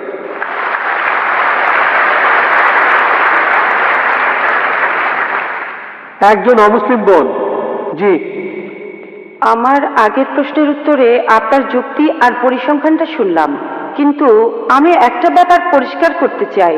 সম্ভবত আগের দিনগুলোতে যুদ্ধ হলে পুরুষরাই যুদ্ধের ময়দানে যেত, পরিবারের হয়ে উপার্জন করত, কিন্তু এখন সময় বদলেছে আর সম্ভবত ভবিষ্যতে এই পরিস্থিতি আরো বদলাবে। মহিলারা যুদ্ধে যাবে, এখনকার দিনে মহিলারা চাকরি বাকরি করছে, আর হতে পারে মহিলাদের মৃত্যুর হার আরো বাড়বে। আর সেরকম সময়ে আসলে তখন কি একথা বলা যাবে যে হ্যাঁ, পুরুষ মানুষের মাত্র একজন স্ত্রী থাকা উচিত? এই ধর্মগুলো আসলে পৃথিবীর মানুষের জন্য, ঈশ্বরের জন্য না। বোন, আপনি খুব ভালো প্রশ্ন করেছেন। আগেকার দিনে যুদ্ধের সময় বেশি পুরুষ মারা যেত, আমিও আপনার সাথে একমত। এখন সময় বদলে গেছে, কিন্তু তারপরে এখনো যুদ্ধে পুরুষই বেশি মারা যায়। গালফ ওয়ারে বেশি পুরুষ মারা গেছে, আফগানিস্তানে পুরুষ মারা গেছে বেশি, ভিয়েতনাম যুদ্ধে বেশি পুরুষ মারা গেছে। তবে আগেকার দিনে যত বেশি মারা যেত, এখন তত বেশি মারা যায় না, আমি একমত। এখনকার দিনে আমি বলেছি, ধূমপানে যে মানুষগুলো মারা যায় তাদের বেশিরভাগই হলো পুরুষ। মদ খেয়ে যারা মারা যাচ্ছে তাদের বেশিরভাগই পুরুষ। অ্যাক্সিডেন্টে মারা যাচ্ছে বেশি পুরুষ। আমি আপনার সাথে একমত যে মহিলারাও এখন যুদ্ধে যাচ্ছে। আর আমেরিকাতে কি ঘটনা ঘটলো? কয়েক বছর আগে আর্মিতে মহিলা সেকশন খোলা হলো, মহিলারা আর্মিতে, তখন থেকে মহিলার আর্মিতে যেতে লাগলো। আপনি কি জানেন সেই সময়কার আমেরিকার প্রেসিডেন্ট তিনি ছিলেন বিল ক্লিন্টন। হ্যাঁ, বিল ক্লিন্টন। তিনি পার্লামেন্টে ক্ষমা চেয়েছিলেন। আপনি জানেন 96 জন মহিলা ধর্ষিত হয়েছিল তাদের সুপিরিয়রের কাছে। তিনি পার্লামেন্টের ভেতরে ক্ষমা চেয়েছিলেন। বেশিরভাগ মহিলাদের যারা যুদ্ধ করতে গিয়েছিল তাদের সুপিরিয়ররাই তাদের ধর্ষণ করেছে। যখন আপনি কাঁধে কাঁধ মিলিয়ে যুদ্ধ করবেন তখন কি হবে? এটা হলো পরিসংখ্যান, এটা হলো আমেরিকান পরিসংখ্যান। সমস্যা হলো আমি একমত, আমি আপনার দৃষ্টিভঙ্গির সাথে একমত। আপনার প্রশ্নটা নিষ্পাপ, কারণ আপনি পরিসংখ্যানটা জানেন না। আপনি কি জানেন? আমি জানি মহিলারা এখন চাকরি করছে আমেরিকাতে। জানেন আমেরিকাতে প্রত্যেক দিন 1996 সালের পরিসংখ্যান অনুযায়ী ডিপার্টমেন্ট অফ জাস্টিস বলছে প্রত্যেক দিন 2730 জন মহিলা ধর্ষিত হয়েছে। প্রতি 32 সেকেন্ডে একজন মহিলা ধর্ষিত হচ্ছে। আমরা গত 3 ঘন্টা ধরে এই অডিটোরিয়ামে আছি, গত 3 ঘন্টায় 300-এর বেশি মহিলা আমেরিকাতে ধর্ষিত হয়েছে যখন আমরা এখানে। এখন ইসলাম মহিলাদের কাজ করার বিরুদ্ধে নয়, ইসলাম মহিলাদের কাজ করতে বাধা দেয় না। তবে ইসলামে আয় উপার্জনের দায়িত্বটা হলো পুরুষের। মহিলা কাজ করলে ভদ্রোচিত কাজ করতে পারে, এমন কাজ না যে মডেলিং, নাচা, গান গাওয়া অথবা পুরুষদের সাথে মেলামেশা করা। মহিলাদের কাজ করার অনুমতি আছে বোন, কিন্তু যে কাজগুলো অসম্মানজনক সেখানে সম্ভাবনাটাই বেশি যে আপনাকে ছোট করা হবে, অবিচার হবে। কিছু বলতে চান আপনি? আমি মহিলাদের অসম্মানজনক কাজের কথা বলছি না, আমি ভালো কাজের কথাই বলছি। যেমন গাড়ি চালানো। পৃথিবীতে এখন মহিলা গাড়ি চালকের সংখ্যা বাড়ছে। ধরেন আমরা ভবিষ্যতের অবস্থা অনুমান করে নিলাম যে মহিলারা বাইরে বেশি কাজ করছে, তাদের মৃত্যু হার বেড়ে গেছে। সেরকম সময়ে কি এমন ধর্মের প্রবর্তন করতে পারি যেখানে পুরুষের মাত্র একটাই স্ত্রী থাকবে? আমি বর্তমান সময়ের প্রেক্ষাপট নিয়ে বলছি না, সব ধর্মের কথাই বলছি। আমার প্রশ্নটা হলো, সময় বদলানোর সাথে সাথে আমরা কি আমাদের ধর্মটাকেও বদলে নিতে পারি? বোন একটা সুন্দর প্রশ্ন করেছেন যে সময় বদলানোর সাথে সাথে ধর্মকে বদলাতে পারে কিনা। যদি ধর্মটা নিখুঁত না হয়ে থাকে তাহলে পরিবর্তনের প্রয়োজন আছে, কিন্তু নিখুঁত হয়ে থাকলে পরিবর্তনের কোনো প্রয়োজন নেই। তাহলে ধর্মের ভেতরে যদি সমস্যা থাকে, সেজন্যই আমি বলেছি মাত্র একটা ভুল বের করে দেখেন। আপনি বলছেন যদি এমনটা হয়, যদি এমনটা হয় 100 বছর পরে যদি মহিলারা বেশি বেশি কাজ করে তাদের মৃত্যুর হার বেড়ে যায়, যদি পৃথিবীতে মহিলার সংখ্যা কমে যায়, অনেকগুলো যদি বোন, সৃষ্টিকর্তা ভবিষ্যতের কথা ভালো জানেন, আপনি আমি জানি না। সৃষ্টিকর্তা ভালো জানেন। তিনি বলেছেন যে একজন পুরুষ একাধিক বিয়ে করতে পারে, আবশ্যিক নয়। যদি আপনার কথা মেনে নেই, যদি আপনার কথা মেনেও নেই, মহিলাদের সংখ্যা সমান হয়ে যাবে। মুসলিম পুরুষরা যে একাধিক বিয়ে করবে এটা আবশ্যিক না। আমার মাত্র একজন স্ত্রী, আমার স্ত্রী মাত্র একজন, আর আমি তাকে নিয়েই সন্তুষ্ট, আর বিয়ে করতেও চাই না। এটা কোনো সমস্যা না। কেউ যদি করতে চান তাতেও কোনো সমস্যা নেই। বিয়ে করতে চাইলে করবেন, না চাইলে করবেন না। তবে একাধিক বিয়ে করলে তাদের সাথে সুবিচার করতে হবে। বোন, আমাদের সৃষ্টিকর্তা মহান ঈশ্বর, তিনি ভবিষ্যৎ জানেন। যেমন ডাক্তাররা বলেন সায়ানাইড খাবেন না, কিন্তু ধরেন সায়ানাইড আমার কোনো ক্ষতি হয় না। উদাহরণ দিচ্ছি, ডাক্তার জানে, কিন্তু ডাক্তাররা মানুষ, তারও ভুল হতে পারে। মহান সৃষ্টিকর্তা তো সবার উপরে বড় ডাক্তার, তিনি সবচেয়ে বড় ডাক্তার, তিনি আমাদের প্রয়োজনটা জানেন। সেজন্য আমি বলছি, এখন আপনি কোরআনের একটা ভুল দেখান, আগামীকাল হয়তো একটা কিছু হবে, সেদিন ইনশাআল্লাহ আপনি আমাকে প্রশ্ন করবেন আর আমিও আপনাকে উত্তর দেব। আমার নাম শ্রীরাম, আমি একজন ইঞ্জিনিয়ারিং গ্র্যাজুয়েট। আমি আপনাকে একটা প্রশ্ন করতে চাই। আপনি বললেন যে দশরথের 3 জন স্ত্রী ছিল, আর আমরা রামায়ণপুরে এটা জেনেছি যে দশরথ তার স্ত্রীদের সমানভাবে দেখতে গিয়ে নিজের জীবনটাই হারিয়েছিল। আপনি হয়তো এখানে বলতে পারেন যে এটা আল্লাহর একটা পরীক্ষা। এখন এই স্ত্রীদের কি হবে? কারণ দুর্ভোগটা পৌঁছে তারাই, যখন স্বামী দায়িত্ব পালনে ব্যর্থ হয় তখন স্ত্রীদের দায়িত্ব কে নেবে? আর এই মহিলাদের তখন কি হবে? আর এটা কি ঠিক? ভাই, আপনি প্রশ্ন করলেন যে দশরথের 3 জন স্ত্রী ছিল, সবাইকে সমান অধিকার দেয়ায় স্ত্রীরাই কষ্ট পেয়েছিল। তিনি এই কথাটাই বললেন, এটা একটা পরীক্ষা। কোরআন বলছে কষ্টটা একটা পরীক্ষা। যখন ছাত্র ছিলাম, যখন আমি ডাক্তারি পড়ছিলাম, ঘাম ছুটে গিয়েছিল, আমার ঘাম ছুটে গিয়েছিল। বিশ্বাস করেন, যদি আপনি আমাকে 10 লাখ টাকাও দেন, আমি আর MBBS পরীক্ষা দিতে যাব না। ঘাম ছুটে গিয়েছিল পাশ করতে গিয়ে। তাহলে এই কষ্ট সবই পরীক্ষা, এটা একটা পরীক্ষা। তাহলে আমরা বুঝতে পারছি তার জন্য একটা পরীক্ষা। যদি সেই মহিলা ভালো স্ত্রীর মতো আচরণ করে আর ঈশ্বরের নির্দেশগুলো মেনে চলে, স্ত্রীর কর্তব্যগুলো পালন করে, তার স্বামী যদি দায়িত্ব পালন না করে, মহিলা পরীক্ষা পাশ করবে আর স্বামী এই পরীক্ষা ফেল করতে পারে, তাহলে ভাই এই জীবনটা একটা ক্ষুদ্র অংশ। গড়ে একজন মানুষ 50 বছর পর্যন্ত বাঁচে, অথবা 40 বছর, কেউ 20 বছরে মারা যায়, আবার কেউ 80 বছরে। মানুষের এই গড় আয়ু 40 থেকে 60 বছর, কিন্তু পরকালের তুলনায় এই জীবন 0.00000 খুবই ক্ষুদ্র একটা অংশ। যদি আপনাকে বলি যে পরকালের তুলনায় ক্ষুদ্র এই ছোট্ট জীবনটাতে আপনাকে কষ্ট দেব, পরকালে আপনি যা চান তাই পাবেন, আপনি বলবেন কোনো সমস্যা নেই, আমাকে কি করতে হবে, আমাকে কষ্ট দেন, পরকালে আমি যা যাবো তাই পাবো। তাহলে বুদ্ধিমান লোক বলবে এই কষ্ট, এই বিপদে কোনো সমস্যা নেই। পরীক্ষার আগের রাতে যেমন আমাদের ঘাম ছুটে যায়, তখন আমাদের ঘুমও হয় না। কেন? কারণ আমরা পরীক্ষায় পাশ করতে চাই। একইভাবে যদি কোনো স্ত্রী বিভিন্ন রকমের কষ্ট সহ্য করে, সেটা যাই হোক, সে যদি কোরআনে লেখা ঈশ্বরের নির্দেশ মানে, তাহলে সে বেহেশতে যাবে। যদি স্বামী কর্তব্য পালন না করে, সে বেহেশতে যাবে না, কর্তব্য করলে বেহেশতে যাবে। আশা করি উত্তরটা পেয়েছেন। এবারের প্রশ্ন ডান দিক থেকে। আমি আবারও প্রশ্ন করতে এসেছি। কিছু লোক, ধর্মীয় কিছু লোক ঈশ্বরকে একটা নাম দিয়ে ডাকে। কিছু লোক বলে অলৌকিক শক্তি, আর বৈজ্ঞানিকরা বলে কসমিক এনার্জি, আর প্যারাসাইকোলজিস্টরা বলে এটা একটা সুপার কনসেন্স। তাহলে এই প্যারাসাইকোলজি দিয়েই প্রমাণ করা যায় যে একজন ঈশ্বর আছেন। ভাই, আপনার প্রশ্নটা কি, আপনার প্রশ্নটা কি আবার বলবেন? হ্যাঁ, মানুষ ঈশ্বরকে ডাকে তার জ্ঞান আর বোধের স্তর থেকে। ঠিক, কেউ হয়তো বলে সুপার কনসেন্স, কেউ আর বলে সুপার পাওয়ার, যিনি সবচেয়ে শক্তিশালী। আর বিজ্ঞানীরা এটাকে বলে কসমিক এনার্জি, যেটা যে এনার্জিটা সৃষ্টির আগে থেকেই ছিল, এটাই বিশ্ব ব্রহ্মাণ্ড তৈরি করে। এই কথাগুলো বিজ্ঞানীরাই বলেছেন। অবশ্য কিছু লোক বলে যে এটা পরে বানানো হয়েছে।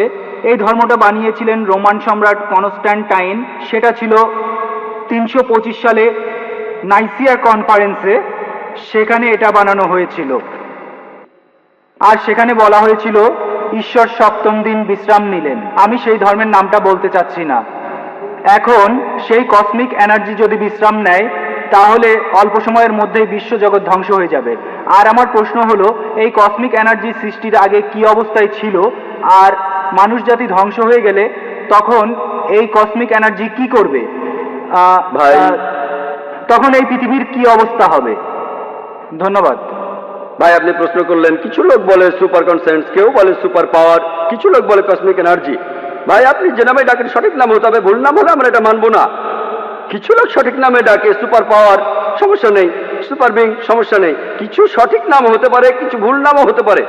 একটা নাম আপনি বললেন যে বিজ্ঞানীরা বলেন কসমিক এনার্জি, আরেকটা ধর্ম বলে যে ঈশ্বর সপ্তম দিনে বিশ্রাম নিলেন। আপনি এখানে বাইবেলের কথা বলছেন, বুক অব জেনেসিস 2য় অধ্যায়ের 2য় অনুচ্ছেদ, সৃষ্টিকর্তা বিশ্রাম নিলেন সপ্তম দিনে। যদি কসমিক এনার্জি বিশ্রাম নেয়, সব ধ্বংস হয়ে যাবে, আমি একমত। তাহলে এই ধর্মগ্রন্থ আমরা মানি না। আর ঈশ্বরকে কসমিক এনার্জি বলে ডাকাটাও আমরা মানি না। ঈশ্বর এই বিশ্বজগতের সব এনার্জির সৃষ্টিকর্তা, তিনি কসমিক এনার্জি নন, তার চেয়েও অনেক বড়। তিনি সবকিছু সৃষ্টি করেছেন আর সবকিছু তার উপর নির্ভরশীল। তাহলে যে ধর্মগ্রন্থে বলা হচ্ছে ঈশ্বর বিশ্রাম নিলেন, আমরা সেটা মানি না। ঈশ্বরের বিশ্রামের প্রয়োজন হয় না। আল্লাহ পবিত্রকরণে বলেছেন, সূরা বাকারার 255 নম্বর আয়াতে উল্লেখ আছে যে আল্লাহর নিদ্রার প্রয়োজন হয় না, তার বিশ্রাম নেওয়ার প্রয়োজন হয় না। তাহলে স্রষ্টার বিশ্রামের প্রয়োজন হয় না, সৃষ্টিকর্তার এই সংজ্ঞাটা আসলে ভুল।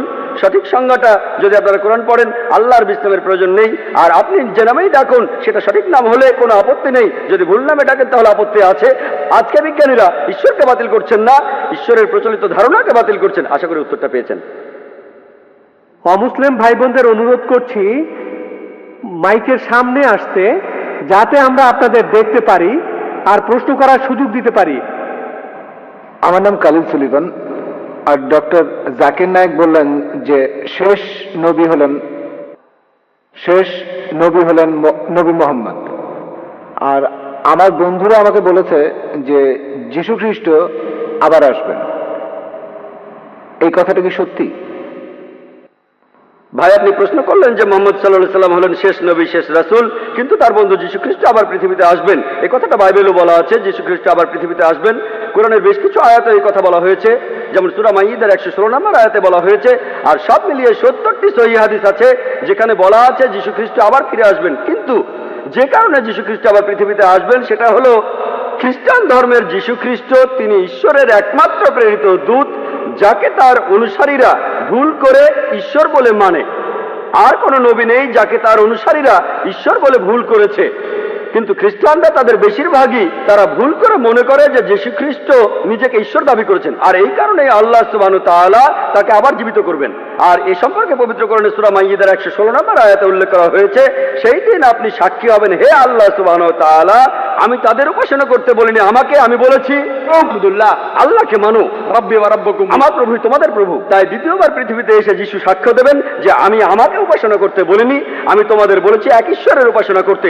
তাহলে দ্বিতীয়বার যিশু নতুন কোনো আইন আনবেন না, তিনি আসবেন হযরত মুহাম্মদ সাল্লাল্লাহু আলাইহি ওয়াসাল্লামের উম্মত হিসেবে। তিনিও এই আইন মেনে চলবেন, কোরআনের আইন আর সহিহ হাদিস। তিনি আমাদের নতুন কিছু শেখাবেন না, তিনি পৃথিবীতে এসে সাক্ষ্য দেবেন খ্রিস্টানদের সামনে, আমি নিজেকে ঈশ্বর দাবি করিনি, এখন তোমরা কোরআন আর সহিহ হাদিস মেনে চলবে।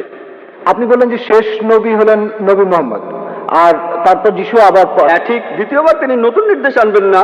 রাসূল মানে যিনি কিছু নির্দেশ পান, তিনি দ্বিতীয়বার রাসূল হিসেবে আসবেন না। তিনি খ্রিস্টানদের সামনে সাক্ষ্য দিতে আসবেন আমি নিজেকে ঈশ্বর দাবি করিনি। তিনি নতুন নির্দেশ পাবেন না। আগে তিনি নির্দেশ পেয়েছিলেন ইনজিলে, সেটা 2000 বছর আগের কথা, যেটা বিকৃত হয়ে গেছে।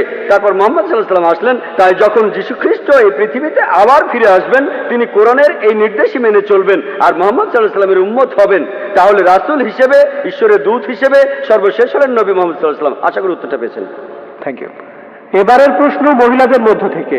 সালাম আলাইকুম, আমার নাম শাহিদা, একজন সফটওয়্যার ইঞ্জিনিয়ার। আমি আমার বিয়ের সময় মুসলমান হয়েছি। আমার প্রশ্ন একটাই, সেটা মানবতা নিয়ে, বিষয়টা মানবতার শান্তি নিয়ে। আমার প্রশ্নটা হলো, ইসলাম ধর্ম বা কোরআনের কোথাও অঙ্গ প্রত্যঙ্গ দান করার কোনো অনুমতি দেয়া আছে কিনা? যদি অনুমতি না দেয়া থাকে তাহলে কেন সেটা করা হয়েছে, এ সম্পর্কে কিছু বলবেন? বোন আপনি প্রশ্ন করলেন কোরআনে কোথাও উল্লেখ আছে কিনা যে অঙ্গ প্রত্যঙ্গ দান করা যাবে কিনা। পবিত্র কোরআন বা সহিহ হাদিসে কোথাও অঙ্গ প্রত্যঙ্গ দান করার ব্যাপারে কিছু উল্লেখ নেই। তবে মুসলিম পণ্ডিতরা একসঙ্গে বসে অনেকগুলো কনফারেন্স করেছেন মক্কায়, রিয়াদে, মালয়েশিয়ায়। আর বিশেষজ্ঞরা একমত হয়েছেন যে অঙ্গ প্রত্যঙ্গ দান করা বা সংযোজনের অনুমতি আছে যদি 3টি শর্ত পূরণ করা হয়। 1 নম্বর, যে অঙ্গ দান করছে তার যেন কোনো বড় ক্ষতি না হয়। আমি হার্ট নিতে পারবো না, আমার হার্ট দান করলে আমি মারা যাব।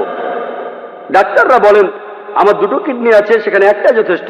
ধরুন আমার মার 2টো কিডনি নষ্ট, তাকে একটা কিডনি দিতে পারি, তাহলে তিনিও বাঁচবেন, আমিও বেঁচে থাকবো। তাহলে 1 নম্বর পয়েন্ট, যে অঙ্গ দান করবে তার যেন বড় কোনো ক্ষতি না হয়। 2 নম্বর পয়েন্ট, যার শরীরে অঙ্গ সংযোজন হবে তার জন্য এটা খুবই উপকারী হবে। 3 নম্বর পয়েন্ট, কোন রকম টাকা পয়সার জন্য অঙ্গ দান করা যাবে না, কেউ কিডনি বেচতে পারবেন না।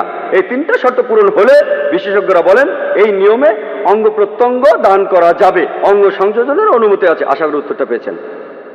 প্লিজ প্রশ্নটা করুন। হ্যাঁ, আমার নাম অমরেশ। আমার একটা প্রশ্ন আছে।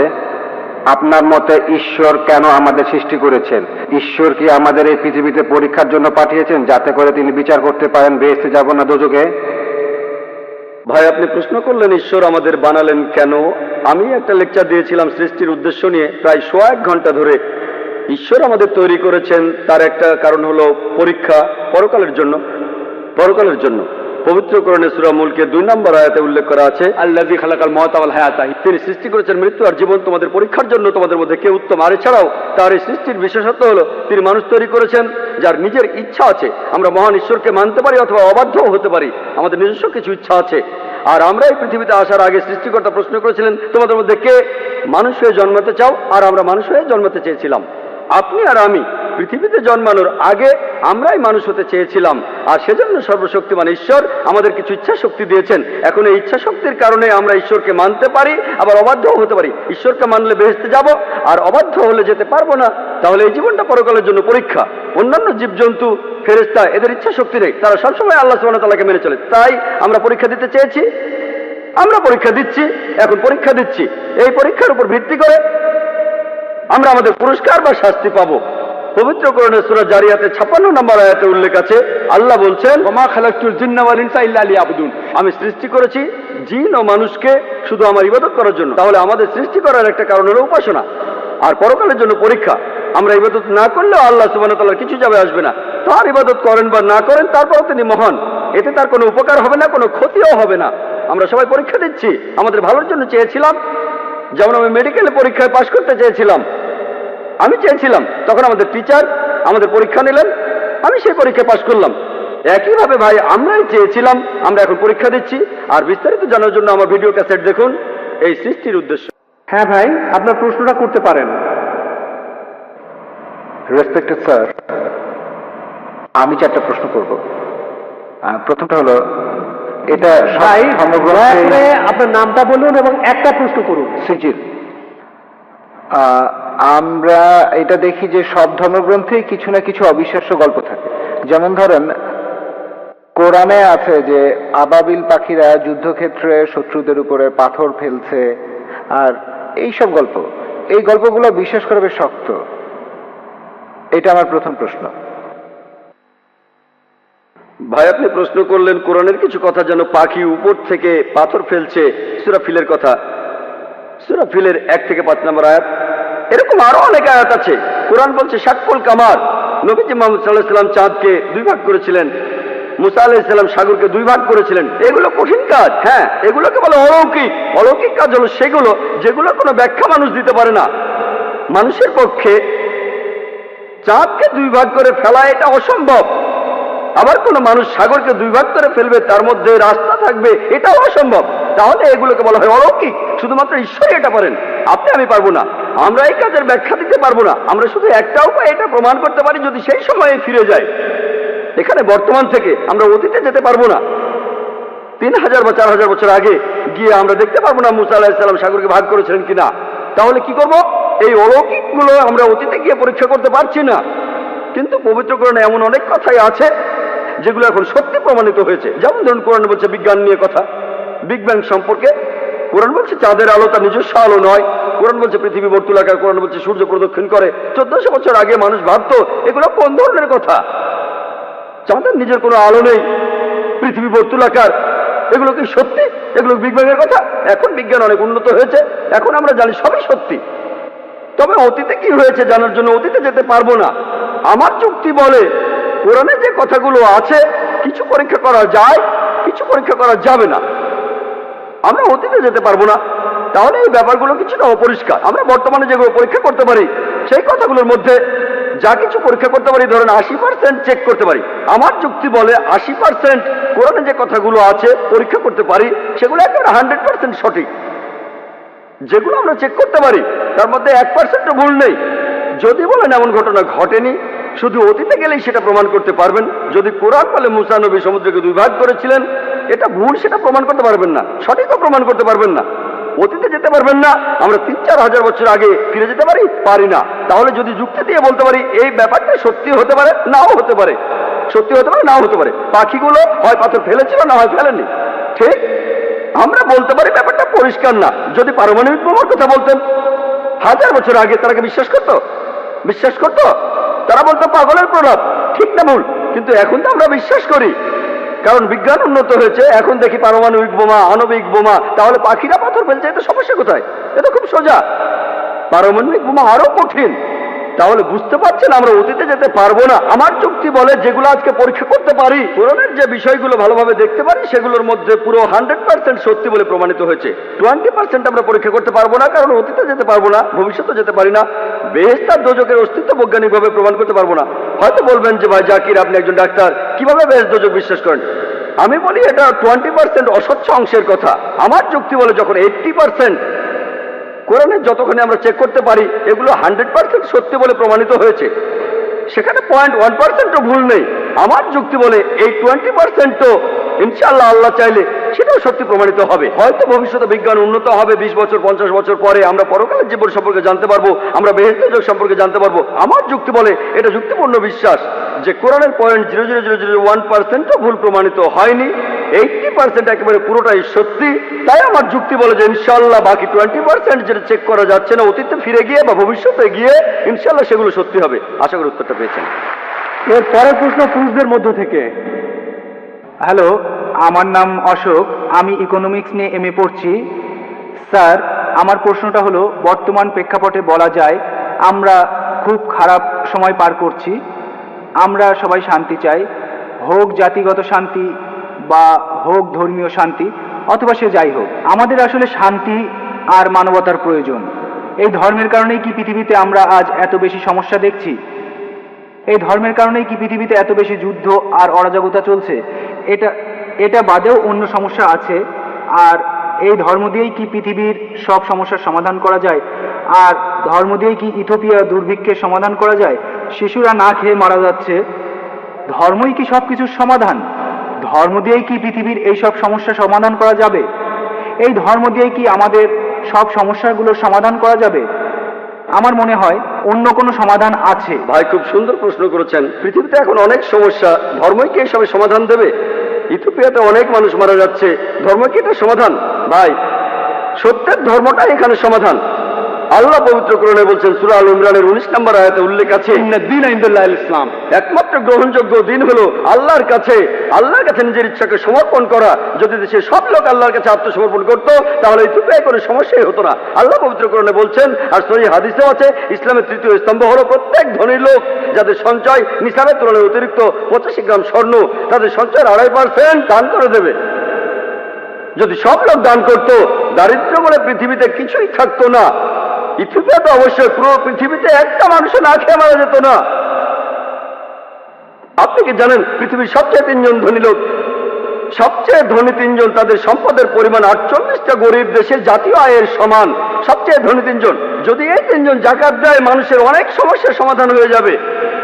সমস্যা হচ্ছে প্রত্যেকটা মানুষ যদি ইসলাম ধর্ম পালন করত, আল্লাহর কাছে নিজের ইচ্ছাকে সমর্পণ করত। আপনি একটা সমস্যার কথা বললেন, যে সমস্যার কথাই বলেন না কেন, আলহামদুলিল্লাহ পবিত্র কোরআনে সেই সমস্যার সমাধান দেওয়া আছে। সত্যের ধর্ম পালন করুন, সত্যিকারের শান্তি পাবেন।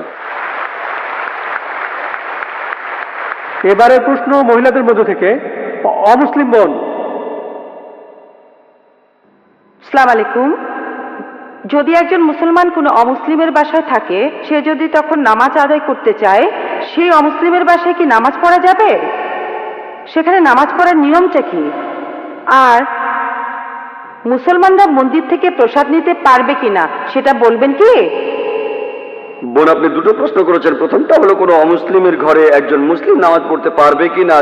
যদি সেই ঘরে কোনো সমস্যা না থাকে, যদি আপনার সামনে কোনো মূর্তি না থাকে, যদি আপনার নামাজ পড়ার জায়গাটা পরিষ্কার থাকে, আপনি তাহলে নামাজ পড়তে পারেন। আমাদের প্রিয় নবী মুহাম্মদ সাল্লাল্লাহু আলাইহি ওয়াসাল্লাম বলেছেন, এটা আছে সহিহ বুখারীতে 1ম খণ্ড বুক অফ সালাত, যে পুরো পৃথিবী একটা মসজিদ বিশ্বাসীদের জন্য। যদি জায়গাটা পরিষ্কার থাকে আর ইসলামের কোনো নিয়ম ভাঙা না হয়, আপনি নামাজ পড়তে পারেন। এবারে প্রসাদের ব্যাপারে বলি। প্রসাদ হলো খাবার, যেটা পুজোর সময় হিন্দু ধর্মের লোকেরা উৎসর্গ করে তাদের দেবতাদের নামে। আল্লাহ পবিত্র কোরআনে সব মিলিয়ে 4টা আয়াতে বলেছেন। সূরা বাকারার 173 নম্বর আয়াতে আছে, সূরা মাইদার 3 নম্বর আয়াতে উল্লেখ আছে, সূরা আনামের 145 নম্বর আয়াতে আছে, আর সূরা নাহলের 115 নম্বর আয়াতে উল্লেখ আছে, حرمت عليكم الميتة والدم ولحم الخنزير وما أهل لغير الله به। তোমাদের জন্য যে খাদ্যগুলো হারাম, মৃত জন্তু, রক্ত, শূকরের মাংস এবং যেটা জবাই করার সময় আল্লাহ ছাড়া অন্য কারো নাম নেওয়া হয়।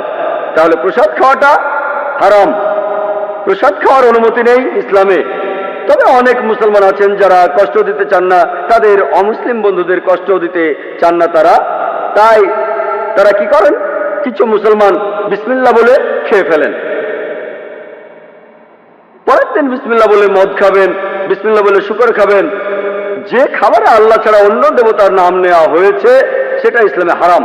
এখানে আপনি কি করবেন, আমার ভিডিও ক্যাসেট দেখতে পারেন, দাওয়া অর ডিস্ট্রাকশন, সেখানে দেখবেন কিভাবে অমুসলিমদের বোঝাবেন প্রসাদ খাওয়ার ব্যাপারে, আর কিভাবে তাদের ধর্মগ্রন্থ দিয়েই তাদেরকে বোঝাতে পারবেন। আশা করি উত্তরটা পেয়েছেন।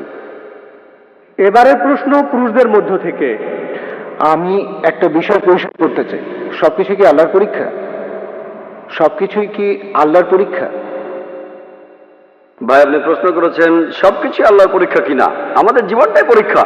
মাঝে মধ্যে আমরা নিজেরাই নিজেদের জন্য সমস্যা তৈরি করি, আমরা নিজেরাই নিজেদের সমস্যা তৈরি করি। এই জীবনটা আসলে পরকালের জন্য একটা পরীক্ষা। তাহলে তো ব্যাপারটা দাঁড়াচ্ছে কেউ বেহেশতে যেতে পারবে না, কারণ মানুষ মাত্রই ভুল করে। ভাই আপনি বললেন যে কেউ তাহলে বেহেশতে যেতে পারবে না, কারণ মানুষ মাত্র ভুল করে। আমি একমত, মানুষ ভুল করে, প্রত্যেক মানুষই ভুল করে।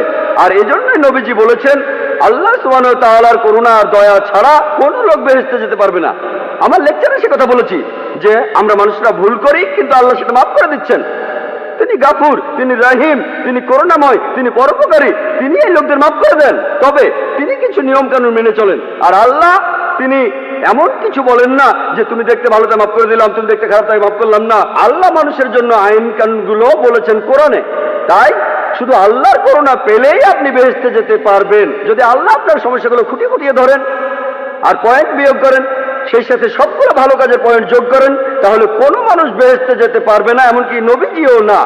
নবীজি কথা বলেছেন, এটা নবীজির হাদিস। পবিত্র কোরআন বলছে আল্লাহ আপনার ভালো কাজগুলোকে 10 দিয়ে গুণ করবেন আর খারাপ কাজগুলোকে 1 দিয়ে। আর আল্লাহ এরকমই করুণাময়, তিনি মানুষকে ক্ষমা করে দেন, তবে একটা অন্যায় তিনি ক্ষমা করবেন না। পবিত্র কোরআনে সূরা নিসার 48 নম্বর আয়াতে উল্লেখ আছে এবং সূরা নিসার 116 নম্বর আয়াতে উল্লেখ আছে যে অন্যায়টা তিনি কখনোই ক্ষমা করবেন না, সেটা হলো শিরক, আল্লাহ ছাড়া অন্য কারো উপাসনা করা। অন্য কোনো অন্যায় হয়তো তিনি ক্ষমা করতে পারেন, আর আল্লাহকে ছাড়া অন্য কোনো দেবতার উপাসনা করা, এটা হলো সবচেয়ে বড় অন্যায়। আশা করি উত্তরটা পেয়েছেন। আপনি কি আরো কিছু বলতে চান ভাই? হ্যাঁ, এখন ধরি একজন লোক, সে তার সব কাজ ভালোভাবে করলো, কিন্তু সেই লোক তার 3 জন স্ত্রীকে সমানভাবে দেখলো না, সেই লোক কি তখন বেহেশতে যাবে? ভাই আপনি প্রশ্ন করলেন যে যদি, আমি আপনার প্রশ্নটা বুঝেছি, যদি কোনো লোকের 3 জন স্ত্রী থাকে আর সে সমান বিচার করতে না পারে, সে কি বেহেশতে যাবে? হ্যাঁ যাবে। কেন যেতে পারবে না? কারণ আমাদের পক্ষে পুরোপুরি নিষ্পাপ পাওয়াটা খুবই কঠিন। আপনি তো বললেন সব মানুষই ভুল করে, অনেক মানুষই ভুল করে। আপনার মনেও কোনো খারাপ চিন্তা আসতে পারে, এটাও তো ভুল। তাই আপনি যদি ভুল করেন সেজন্য ক্ষমা চাইবেন। যে লোক তার স্ত্রীদের সঙ্গে সুবিচার করতে পারে না, সে যদি ক্ষমা প্রার্থনা করে আল্লাহ ক্ষমা করতে পারেন, তাকে বেহেশতে নিতে পারেন। হতে পারে সে অনেক ভালো কাজ করেছে, তাই আল্লাহ তাকে ক্ষমা করতে পারেন। এই সব নির্ভর করছে আল্লাহ সুবহানাহু ওয়া তাআলার উপর। তিনি বিচার করবেন।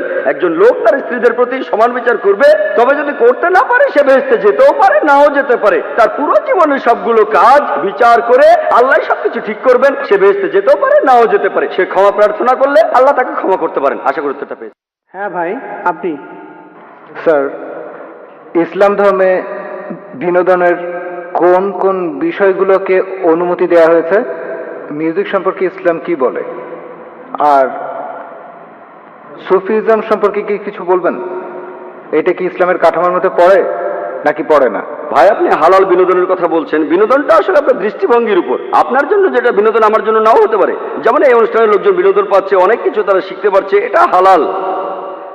তাহলে হালাল বিনোদন হলো সেই বিনোদন যেটা কোরআন আর সুন্নাহর বিপক্ষে যাবে না। কোরআন আর সহিহ হাদিসে যেগুলোকে হারাম বলা হয়েছে সেগুলো মেনে চললে বাকি সব বিনোদনই হালাল। মিউজিক সম্পর্কে নবী মুহাম্মদ সাল্লাল্লাহু আলাইহি ওয়াসাল্লামের একটা হাদিস বলছে যে ডাব বাজানো ছাড়া অন্য মিউজিক নিষিদ্ধ, শুধুমাত্র ডাব, একপাশে খোলা ড্রাম। এটা বাদে অন্য মিউজিকের অনুমতি নেই, কারণ এই মিউজিক আপনাকে আল্লাহর পথ থেকে দূরে নিয়ে যাবে। যেহেতু এটা আপনাকে আল্লাহর পথ থেকে দূরে নিয়ে যাবে, তাই এটা নিষিদ্ধ। আপনার তৃতীয় প্রশ্ন ছিল ইসলাম ধর্মে সুফিজম। সুফি একটা আরবি শব্দ যেটা এসেছে সুফ থেকে। এই মতবাদটাও আসলে পথভ্রষ্ট। আগের উত্তরগুলোতে আমি বলেছি আমাদের কোরআন এবং সুন্নাহ মানা উচিত। তাই আপনি যদি এমন কিছু মানেন যেটা কোরআন এবং সুন্নাহয় উল্লেখ করা নাই, সেটা আসলে পথভ্রষ্ট। এর বেশিরভাগই পথভ্রষ্ট। আপনারা সুফিজমের যেসব মতবাদগুলো দেখেন, এর বেশিরভাগই পথভ্রষ্ট। এই মতবাদটা পবিত্র কোরআন আর সুন্নাহ মেনে চলে না। কোনো বিশেষজ্ঞ যদি এখানে কিছু বলেন, সেটা কোরআন আর সুন্নাহর সাথে মেলাবেন, অন্য কোনো উৎস নেই। সঠিক উৎস হলো কোরআন আর সহিহ হাদিস। কোরআনের অনুবাদগুলোর মধ্যে আপনার মতো সবচেয়ে শুদ্ধ অনুবাদ কোনটা, এ ব্যাপারে বলবেন? সবচেয়ে খাঁটি ইংরেজি অনুবাদ। ভাই, আল্লাহ এখানে আরবিতে বলেছেন 100% কোনো ভুল ছাড়া। সবগুলো অনুবাদই করেছে মানুষ, আর সেখানে ভুল থাকবেই। তাই পবিত্র কোরআনে কোনো নির্ভুল অনুবাদ নেই। হ্যাঁ, তবে যে অনুবাদগুলো পাওয়া যায়, আমার মতে ভালো অনুবাদটা সেগুলোর মধ্যে একটা হলো সহিহ ইন্টারন্যাশনাল। আমি ইংরেজি অনুবাদের কথা বলছি, অন্য ভাষার ব্যাপারে আপনাকে খুঁজে দেখতে হবে। আমার মতে কোরআনের একটা ভালো ইংরেজি অনুবাদ হলো সহিহ ইন্টারন্যাশনাল, যেটা ইংরেজিতে অনুবাদ করেছেন 3 জন মহিলা। তারা সবাই আসলে আমেরিকান, পশ্চিমা সভ্যতার মানুষ। তারা সবাই মুসলমান হয়েছিলেন। সহিহ ইন্টারন্যাশনাল আগে একজন ভাইকে একটা কপি দিয়েছিলাম, আর আপনি চাইলেও দেবো ইনশাআল্লাহ। লেকচার শেষে ভাই আশরাফের সাথে যোগাযোগ করুন, তিনি আপনাকে একটা কপি দেবেন, আর আপনি সেটা পড়ে দেখুন। আশা করি উত্তরটা পেয়েছেন। জি, ধন্যবাদ। আপনাকেও ধন্যবাদ। এখানে একজন অমুসলিম ভাইকে দেখা যাচ্ছে। হ্যাঁ ভাই, আপনার নাম আর পেশাটা দয়া করে বলবেন। আমি শশাঙ্ক শেখর, এসেছি রাঁচি থেকে। আমি এখানে সত্যভামা কলেজে ইঞ্জিনিয়ারিং পড়ছি।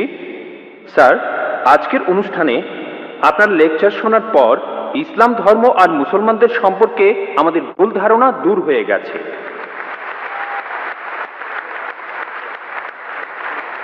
স্যার, আমি জম্মু আর কাশ্মীরে গিয়েছি, সেখানকার ভীতিকর অবস্থা দেখেছি। মানুষ সেখানে কষ্টে আছে মুসলমানদের সেই তথাকথিত জিহাদের কারণে।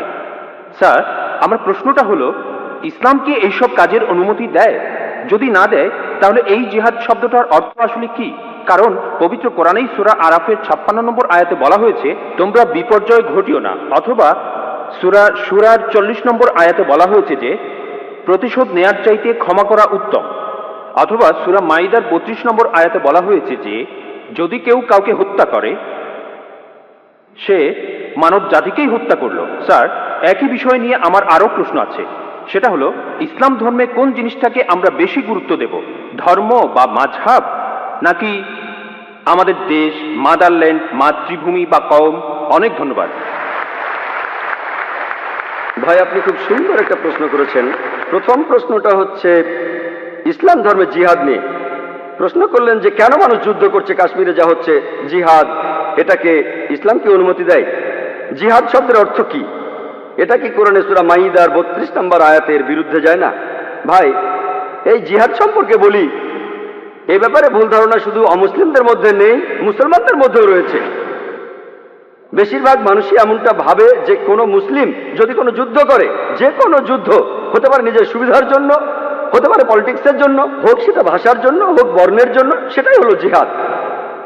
মুসলমানদের যুদ্ধ করাটাকে জিহাদ বলা হয় না। জিহাদ শব্দটা এসেছে আরবি শব্দ জাহাদা থেকে, তার মানে চেষ্টা করা, তার মানে পরিশ্রম করা।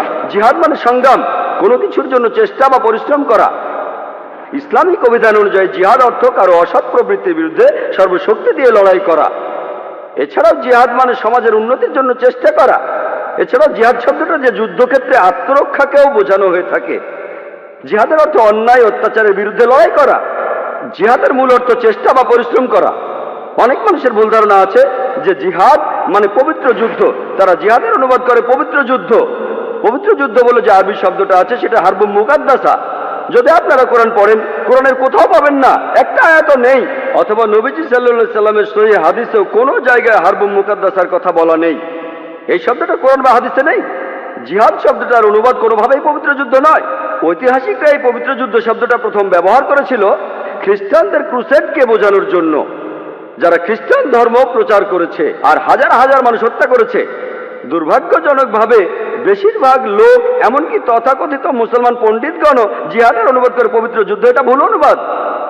জিহাদ শব্দটার অর্থ চেষ্টা বা পরিশ্রম করা। অনেক সময় এই চেষ্টাটা যুদ্ধক্ষেত্রে হতে পারে, সেই যুদ্ধটাও হবে আল্লাহ সুবহানাহু ওয়া তাআলার পথে, সেটা কিতাল ফি সাবিলিল্লাহ। একটা প্রশ্ন করা হয় ইসলামে কেন যুদ্ধ আর হত্যার অনুমতি দেওয়া হয়েছে। ইসলামের অনেক সমালোচক আছেন যারা বলেন ইসলাম খুব নিষ্ঠুর একটা ধর্ম, ইসলাম সবসময় বলে অমুসলিম কাউকে দেখলে তাকে মেরে ফেলো। অনেকেই বলেন, ইন্ডিয়াতে এরকম একজন আছেন অরুণ সুরি, তিনি একটা বই লিখেছেন দ্য ওয়ার্ল্ড অফ ফতোয়া। তিনি সূরা তাওবার 5 নম্বর আয়াতের উদ্ধৃতি দিয়ে বলেছেন যে কোরআন বলছে কোন কাফিরদের যেখানেই পাবে ব্র্যাকেটে হিন্দু তাদেরকে হত্যা করবে। যদি আপনি পবিত্র কোরআনের সূরা তাওবার 5 নম্বর আয়াতটা দেখেন, সেখানে বলা হয়েছে কাফিরদের যেখানে পাবে হত্যা করবে। তবে এই উদ্ধৃতিটার প্রসঙ্গের কথা এখানে বলা নেই। যদি আপনারা এই আয়াতটার আগের আয়াতগুলো পড়েন, সেখানে একটা শান্তি চুক্তির কথা বলা হয়েছে, মক্কার মুশরিকদের সাথে মুসলিমদের একটা শান্তি চুক্তি। পবিত্র কোরআনের সূরা তাওবার প্রথম 4টা আয়াতে মক্কার মুশরিকদের সাথে মুসলমানদের একটা শান্তি চুক্তির কথা বলা হয়েছে। আর মক্কার মুশরিকরা এই শান্তি চুক্তিটা ইচ্ছা করেই ভেঙেছিল। এরপর আল্লাহ তাআলা 5 নম্বর আয়াতটা নাজিল করলেন মুশরিকদের সম্পর্কে। সেই আয়াতে আল্লাহ মুসলিমদের বললেন সবকিছু 4 মাসের মধ্যে ঠিক করে ফেলো, না হলে যুদ্ধ ঘোষণা করো। আর যুদ্ধক্ষেত্রে আল্লাহ বলেছেন যখন শত্রুরা তোমাকে আক্রমণ করতে আসবে তুমি শত্রুদের হত্যা করবে। এই আয়াতটা যুদ্ধক্ষেত্রের কথা বলছে। যখন শত্রুরা তোমাকে মারতে আসবে ভয় না পেয়ে লড়াই করো। আজকের দিনে একজন আর্মি জেনারেল তার দলের সৈন্যদের মনোবল চাঙ্গা করার জন্য সেই জেনারেল বলবেন যে যখন শত্রুরা আসবে তাদের মেরে ফেলো। আর অরুণ সুরি 5 নম্বর আয়াতটা বলার পরে চলে গেছেন 7 নম্বর আয়াতে, কারণ 6 নম্বর আয়াতে উত্তরটা আছে। পবিত্র কোরআনের সূরা তাওবার 6 নম্বর আয়াতে উল্লেখ করা হয়েছে যদি কোনো কাফির তোমার কাছে আশ্রয় প্রার্থনা করে, যদি তারা শান্তি চায় তাহলে তোমরা তাদের নিরাপদ স্থানে পৌঁছে দেবে। শত্রু যদি আশ্রয় প্রার্থনা করে তাদের নিরাপদ স্থানে পৌঁছে দাও। আজকের দিনের সবচেয়ে ভালো আর্মি জেনারেল খুব বেশি হলে তার সৈন্যদের বলবেন যে শত্রুদের চলে যেতে দাও। এখানে আল্লাহ বলছেন তাদের শুধু ছেড়ে দিও না, তাদের কোনো নিরাপদ স্থানে পৌঁছে দাও। যখনই কোরআনে যুদ্ধের প্রসঙ্গে কথা থাকে, আরেকটা হলো সূরা আনফালের 60 নম্বর আয়াতে উল্লেখ আছে তোমাদের শক্তি ও অশ্ববাহিনী প্রস্তুত রাখো আর শত্রুদের আক্রমণ করো। পরের আয়াতেই বলছে কিন্তু শত্রুরা যদি সন্ধি করতে চায় তুমিও সন্ধি করো। তাহলে যে আয়াতগুলোতে যুদ্ধের কথা বলা হয়েছে তার পরের আয়াতেই বলছে যদি তারা শান্তি চায় শান্তিই ভালো। এখন আরেকটা প্রশ্ন, সূরা মাইদার 32 নম্বর আয়াতে কি বলছে বা সূরা নিসার 40 নম্বর আয়াতে কি বলছে যে যদি কোনো মানুষকে হত্যা করা হয় তাহলে সে যেন পুরো মানুষ জাতিকে হত্যা করলো। এটাই হলো ইসলামের আসল কথা। যদি কেউ কোনো মানুষকে হত্যা করে, হোক সে মুসলিম বা অমুসলিম, যদি সেটা হত্যা বা ধ্বংসাত্মক কাজের অপরাধে না হয়, যদি দুর্নীতির অপরাধে না হয়, তাহলে সে যেন পুরো মানুষ জাতিকেই হত্যা করলো। আর কেউ যদি কোনো মানুষকে বাঁচায় তাহলে সে যেন পুরো মানুষ জাতিকে বাঁচালো। এখন আপনারা যদি ভগবদ গীতা পড়েন, ভগবদ গীতার 2য় অধ্যায়ের 50 অনুচ্ছেদে আছে বলা হয়েছে শ্রীকৃষ্ণ এখানে অর্জুনকে জিহাদ করতে বলেছেন। চেষ্টা যদি আপনারা পড়েন মহাভারত, মহাভারতের হাজার হাজার অনুচ্ছেদে যুদ্ধের কথা লেখা রয়েছে, হাজার হাজার অনুচ্ছেদে। কোরআনে যত যুদ্ধের কথা আছে তার চেয়ে অনেক বেশি। মহাভারত একটা ধর্মগ্রন্থ, আপনারা হয়তো জানেন। এখানে রাজ্য নিয়ে একটা যুদ্ধের গল্প রয়েছে পাণ্ডব আর কৌরবদের মধ্যে। পাণ্ডবদের 5 ভাই আর কৌরবরা 100 ভাই, যুদ্ধ। আর ভগবদ গীতা হলো মহাভারতের অংশ। 18টা অধ্যায় কৃষ্ণের কথা। প্রভু তিনি উপদেশ দিচ্ছেন অর্জুনকে। অর্জুন বলছে, এটা আছে ভগবদ গীতার 1 নম্বর অধ্যায় 42 থেকে 46 অনুচ্ছেদে, আমি আমার আত্মীয়দের সাথে যুদ্ধ না করে নিরস্ত্র অবস্থায় এই যুদ্ধক্ষেত্রে মরে যাব। কিভাবে জ্ঞাতি ভাইদের সাথে যুদ্ধ করব? কৌরবরা আমার জ্ঞাতি ভাই, যুদ্ধ না করে আমি বরং যুদ্ধক্ষেত্রে নিরস্ত্র অবস্থায় মরে যাব। ঠিক তখনই শ্রীকৃষ্ণ জানেন তিনি কি বলেছিলেন? 2য় অধ্যায় 2 আর 3 অনুচ্ছেদে আছে তোমার মনে এমন অশুদ্ধ চিন্তা এলো কিভাবে? এটা একটা পাপ। তুমি এতটা দুর্বল হলে কিভাবে? তোমার হৃদয় দুর্বল হলো কিভাবে?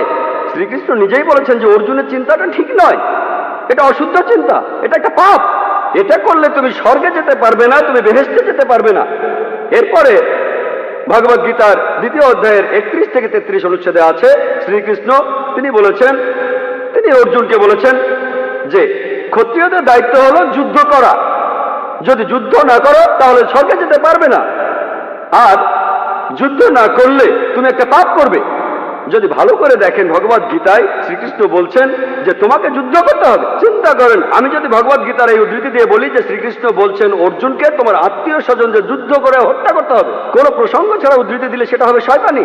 আর প্রসঙ্গটা বললে শ্রীকৃষ্ণ অর্জুনকে বলছেন যদি তোমাকে লড়তে হয় মিথ্যার বিরুদ্ধে, সত্যের জন্য, তুমি যে কারো বিরুদ্ধে যুদ্ধ করো, এমনকি সে যদি আত্মীয় হয়। প্রসঙ্গটা বললে অনুচ্ছেদটা যুক্তি আছে। যখন ন্যায় বিচারের জন্য যুদ্ধ করছেন, যদি সেটা আত্মীয় স্বজনের বিরুদ্ধে যায় তাতে কোনো সমস্যা নেই। ভগবদ গীতা আর মহাভারতে এই কথাটাই বলা হয়েছে, সত্যের পক্ষে আর মিথ্যার বিরুদ্ধে যুদ্ধ। যখনই আমি কোনো হিন্দুকে মহাভারত আর গীতার কথা বলবো, সে তো এটা জানে। সে বলবে না, মহাভারত আর গীতায় সত্যের সাথে মিথ্যার যুদ্ধের কথা বলা হয়েছে, আর ঠিক এরকম কথাই আছে পবিত্র কোরআনে। তাহলে মহাভারত আর গীতার উদ্ধৃতিগুলো শুনলে আপনি কোরআনকেও বুঝতে পারবেন। এছাড়াও অনেক লোক বলে, ও কোরআনে জিহাদের কথা বলছে, আপনি জিহাদ করতে গিয়ে মারা গেলে বেহেশতে যাবেন। অনেকে আছেন, তাদের একজন অরুণ সুরি বলছেন, তিনি সহিহ বুখারী থেকে হাদিসের উদ্ধৃতিও দিয়েছেন। 4 নম্বর খণ্ড, বুক অব জিহাদ, 2 নম্বর অধ্যায়ের 46 নম্বর হাদিস বলা হয়েছে, একজন মুজাহিদ হলো সেই লোক যে আল্লাহ সুবহানাহু ওয়া তাআলার পথে চেষ্টা করে, আর আল্লাহ নিজেই জানেন কে চেষ্টা করছে। এরপরে নবীজি বলেছেন, যদি কোনো মুজাহিদ যুদ্ধক্ষেত্রে মারা যায়, সে জান্নাতে যাবে, সে পরকালে বেহেশতে যাবে। কিন্তু যদি সে ফিরে আসে, মারা না যায়, সে ফিরে আসবে গনিমতের মাল নিয়ে।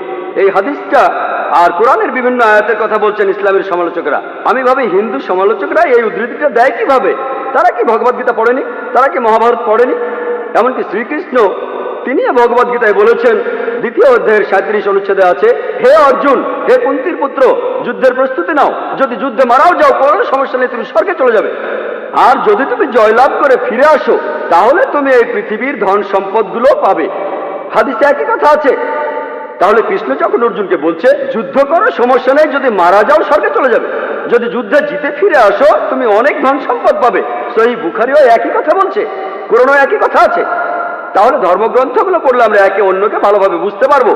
তাহলে ইসলামে যুদ্ধের অনুমতি আছে শেষ উপায় হিসেবে, আত্মরক্ষার জন্য, আর অত্যাচারের বিরুদ্ধে, না হলে নয়।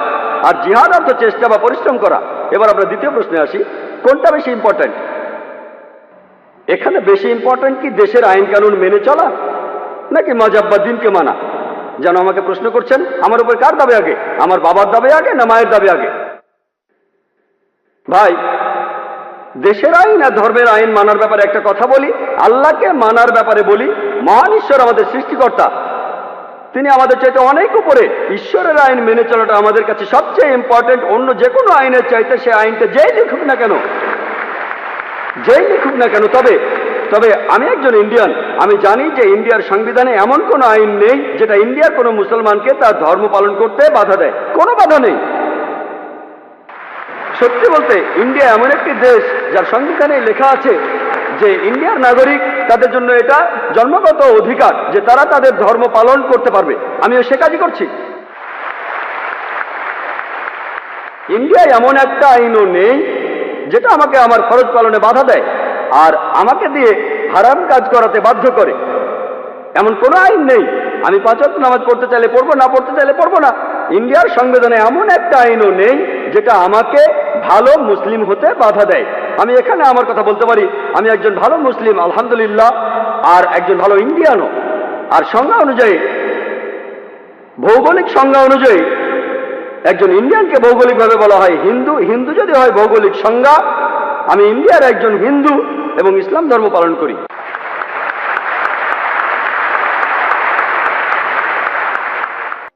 হ্যাঁ ভাই, আপনার প্রশ্নটা করেন। গুড ইভিনিং, আমার নাম শ্রীরাম, আমি একজন হিন্দু। ইসলাম ধর্ম পালন না করে আমি যদি হিন্দুইজম পালন করি বা খ্রিস্টান ধর্ম পালন করি, তাহলে কি আমার বেহেশতে যাওয়া কঠিন হবে? ভাই, আপনি খুব সুন্দর প্রশ্ন করেছেন যে ইসলাম ধর্ম পালন না করে হিন্দু বা খ্রিস্টান ধর্ম পালন করলে তখন আপনি বেহেশতে যেতে পারবেন না কি পারবেন না? ভাই, আমি আগেও বলেছি যে পবিত্র কোরআনে সূরা আল ইমরানের 19 নম্বর আয়াতে উল্লেখ আছে, ইন্নাদ-দীনা ইনদাল্লাহিল ইসলাম। আল্লাহর কাছে গ্রহণযোগ্য দিন হলো নিজের ইচ্ছাকে আল্লাহর কাছে সমর্পণ করা। যদি খ্রিস্টান শব্দটার কথা বলেন, পুরো বাইবেলে কোথাও খ্রিস্টান শব্দটা নেই। হিন্দু শব্দটা যেমন হিন্দু ধর্মগ্রন্থে নেই, তেমনি খ্রিস্টান শব্দটাও কোথাও নেই। বাইবেলের কোথাও শব্দটা নেই। খ্রিস্টান শব্দটা প্রথম ব্যবহার করা হয়েছে বুক অব অ্যাক্টসে।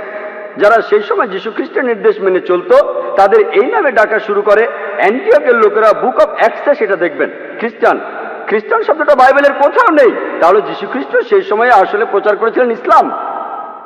এই জন্য তিনি পৃথিবীতে আরেকবার এসে সাক্ষ্য দেবেন খ্রিস্টান ধর্ম বলে কিছু নেই।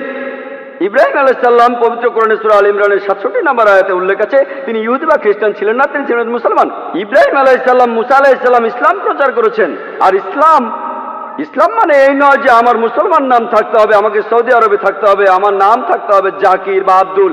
ইসলাম মানে আল্লাহর কাছে নিজেকে সমর্পণ করা, আল্লাহর কাছে নিজের ইচ্ছাকে সমর্পণ করলে আপনি মুসলমান। যীশু খ্রিস্ট নিজের মুখেই বলেছেন, এটা আছে গসপেল অফ জনে 5 নম্বর অধ্যায় 30 অনুচ্ছেদে, আমি নিজের থেকে কিছুই করতে পারি না, আমি এখানে শুধু বিচার করি, আমার বিচার ঠিক, কারণ আমি নিজের ইচ্ছাকে দেখি না, ঈশ্বরের ইচ্ছাকে দেখি। যে লোক বলে আমি নিজের ইচ্ছাকে না দেখে ঈশ্বরের ইচ্ছাকে দেখি, সে তো আসলে মুসলমান। তাহলে যীশু খ্রিস্ট ছিলেন মুসলমান, তিনি ইসলাম প্রচার করেছেন। আমি ইসলাম আর খ্রিস্টান ধর্মের সাদৃশ্য নিয়েও লেকচার দিয়েছি। আমি সেখানে দেখিয়েছি যে খ্রিস্টান ধর্ম বলছে একজন ঈশ্বরের কথা, ট্রিনিটিতে বিশ্বাস করো না, মহান ঈশ্বরের প্রতিকৃতি তৈরি করো না, ঈশ্বর কখনো জন্ম নেননি, এসব কিছুই বাইবেলে আছে। বাইবেল থেকেই আমি দেখিয়েছি নামাজ পড়ার নিয়ম, বাইবেল থেকেই দেখিয়েছি জাকাতের কথা, হজের কথা, মদ খেতে নিষেধ করা, ভদ্রতা দেখানো, বাইবেলে আছে। তাহলে যিশু বা ঈসা আলাইহিস সালাম তিনি খ্রিস্টান ধর্মের প্রচার করতে আসেননি, তিনি ইসলাম প্রচার করতে এখানে এসেছিলেন। আর পুরো পৃথিবীর মানুষের জন্য সৃষ্টিকর্তা একজনই, তিনি আমাদের একটাই ধর্ম দিয়েছেন, অন্য ধর্ম দেননি। অন্যান্য সব ধর্মগ্রন্থকে আসলে মানুষ বিকৃত করে ফেলেছে, যেমন এই ভাই বললেন সুফিজম, এমনকি এটাও ইসলামের একটা পথভ্রষ্ট রূপ। ইসলাম ধর্ম পালনের জন্য কি মানতে হবে? পবিত্র কোরআন আর সহিহ হাদিস। আর প্রত্যেক নবী রাসূল প্রচার করেছেন শুধু ইসলাম। যদি ধর্মগ্রন্থগুলোর কথা দিয়ে যিশুকে অনুসরণ করেন, যিশু কখনোই বলেননি আমার উপাসনা করো, নিজেকে কখনো ঈশ্বর বলেননি। সত্যি বলতে গোটা বাইবেলে পরিষ্কারভাবে এমন কোনো কথা নেই যেখানে যীশু খ্রিস্ট নিজেকে ঈশ্বর বলে দাবি করেছেন অথবা উপাসনা করতে বলেছেন। কিন্তু খ্রিস্টানরা বলে বেহেশতে যেতে পারবেন না যদি বিশ্বাস না করেন যিশু আমাদের পাপের জন্য মারা গিয়েছেন, তিনি ছিলেন ঈশ্বর। গোটা বাইবেলে একেবারে পরিষ্কারভাবে একটা কথাও নেই যেখানে যীশু খ্রিস্ট নিজেকে ঈশ্বর বলে দাবি করেছেন অথবা উপাসনা করতে বলেছেন। যদি কোনো খ্রিস্টান বাইবেলে এমন একটা কথা দেখাতে পারেন যে যীশু খ্রিস্ট নিজের মুখে বলেছেন যে আমি ঈশ্বর, আমার উপাসনা করো, আমি আজকেই খ্রিস্টান ধর্ম গ্রহণ করব। আর যীশু খ্রিস্ট বাইবেলে বলেছেন, এটা আছে গসপেল অফ জনে 14 অধ্যায়ের 28 অনুচ্ছেদে, যে আমার পিতা আমার চেয়ে বড়। গসপেল অফ জন 10 অধ্যায়ের 29 অনুচ্ছেদে, আমার পিতা সবার চেয়ে বড়। গসপেল অফ ম্যাথিউ 12 অধ্যায়ের 28 অনুচ্ছেদে, আমি ঈশ্বরের আত্মার সাহায্যে শয়তানকে তাড়িয়ে দিই। গসপেল অফ লুক 11 অধ্যায়ের 20 অনুচ্ছেদে, আমি ঈশ্বরের আঙ্গুলের সাহায্যে শয়তানকে তাড়িয়ে দিই। গসপেল অফ জন 5 অধ্যায়ের 30 অনুচ্ছেদে, আমি নিজের থেকে কিছুই করতে পারি না, আমি এখানে বিচার করি আর আমার বিচার সঠিক হয়, কারণ আমি আমার ইচ্ছাটাকে দেখি না, আমার পিতার ইচ্ছাকে দেখি। তিনি ঈশ্বরের কাছে নিজেকে সমর্পণ করেছেন, অর্থাৎ মুসলমান। এটা আছে বুক অফ অ্যাক্টসে 2 নম্বর অধ্যায়ের 22 অনুচ্ছেদে, যে হে ইসরায়েলবাসী, এই কথাটা শোনো, নাজারেথ শহরের যিশু যে ঈশ্বরের একজন প্রেরিত দূত, তোমাদের মধ্যে ঈশ্বর তাকে দিয়ে অনেক অলৌকিক কাজ করাবেন, তোমরাও সাক্ষী থাকবে। যে ঈশ্বরের একজন প্রেরিত দূত, তোমাদের মধ্যে ঈশ্বর তাকে দিয়ে অনেক অলৌকিক কাজ করাবেন, তোমরাও সাক্ষী থাকবে। আপনারা যদি বলেন খ্রিস্টান মানে যারা যীশু খ্রিস্টের নির্দেশগুলি পালন করে চলে, তাহলে আমি বলবো মুসলমানরা খ্রিস্টানদের চেয়ে অনেক বেশি খ্রিস্টান। বাইবেল বলছে শুকর মাংস খাবে না, বাইবেল বলছে মহিলারা তাদের মাথা ঢেকে রাখবে। এটা আছে 1 করিন্থিয়ান্সে 1 করিন্থিয়ান্স 11 অধ্যায়ের 5 থেকে 7 অনুচ্ছেদে, যে মহিলা মাথা ঢেকে রাখবে না তার মাথা কামিয়ে ফেলা হবে। তাহলে ভাই, আল্লাহর সকল নবী রাসূলগণ শুধু ইসলামকেই প্রচার করেছেন। ইসলাম মানে আল্লাহর কাছে নিজের ইচ্ছাকে সমর্পণ করা। যদি আল্লাহর কাছে নিজের ইচ্ছাকে সমর্পণ করতে পারেন, বেহেশতে যাবেন, যদি না করতে পারেন যেতে পারবেন না। আশা করি উত্তরটা পেয়েছেন। এটাই আমাদের শেষ প্রশ্ন। কোনো অমুসলিম ভাই কি আছেন? হ্যাঁ, প্রশ্নটা করেন। রেসপেক্টেড স্যার, আমার প্রশ্নটা হলো, দয়া করে আপনি কি একটু মাইকের কাছে আসবেন যাতে আপনার প্রশ্নটা শুনতে পারি? আমি আপনার কাছে জানতে চাচ্ছি যে কোরআনে বেহেশত সম্পর্কে কি বলা আছে।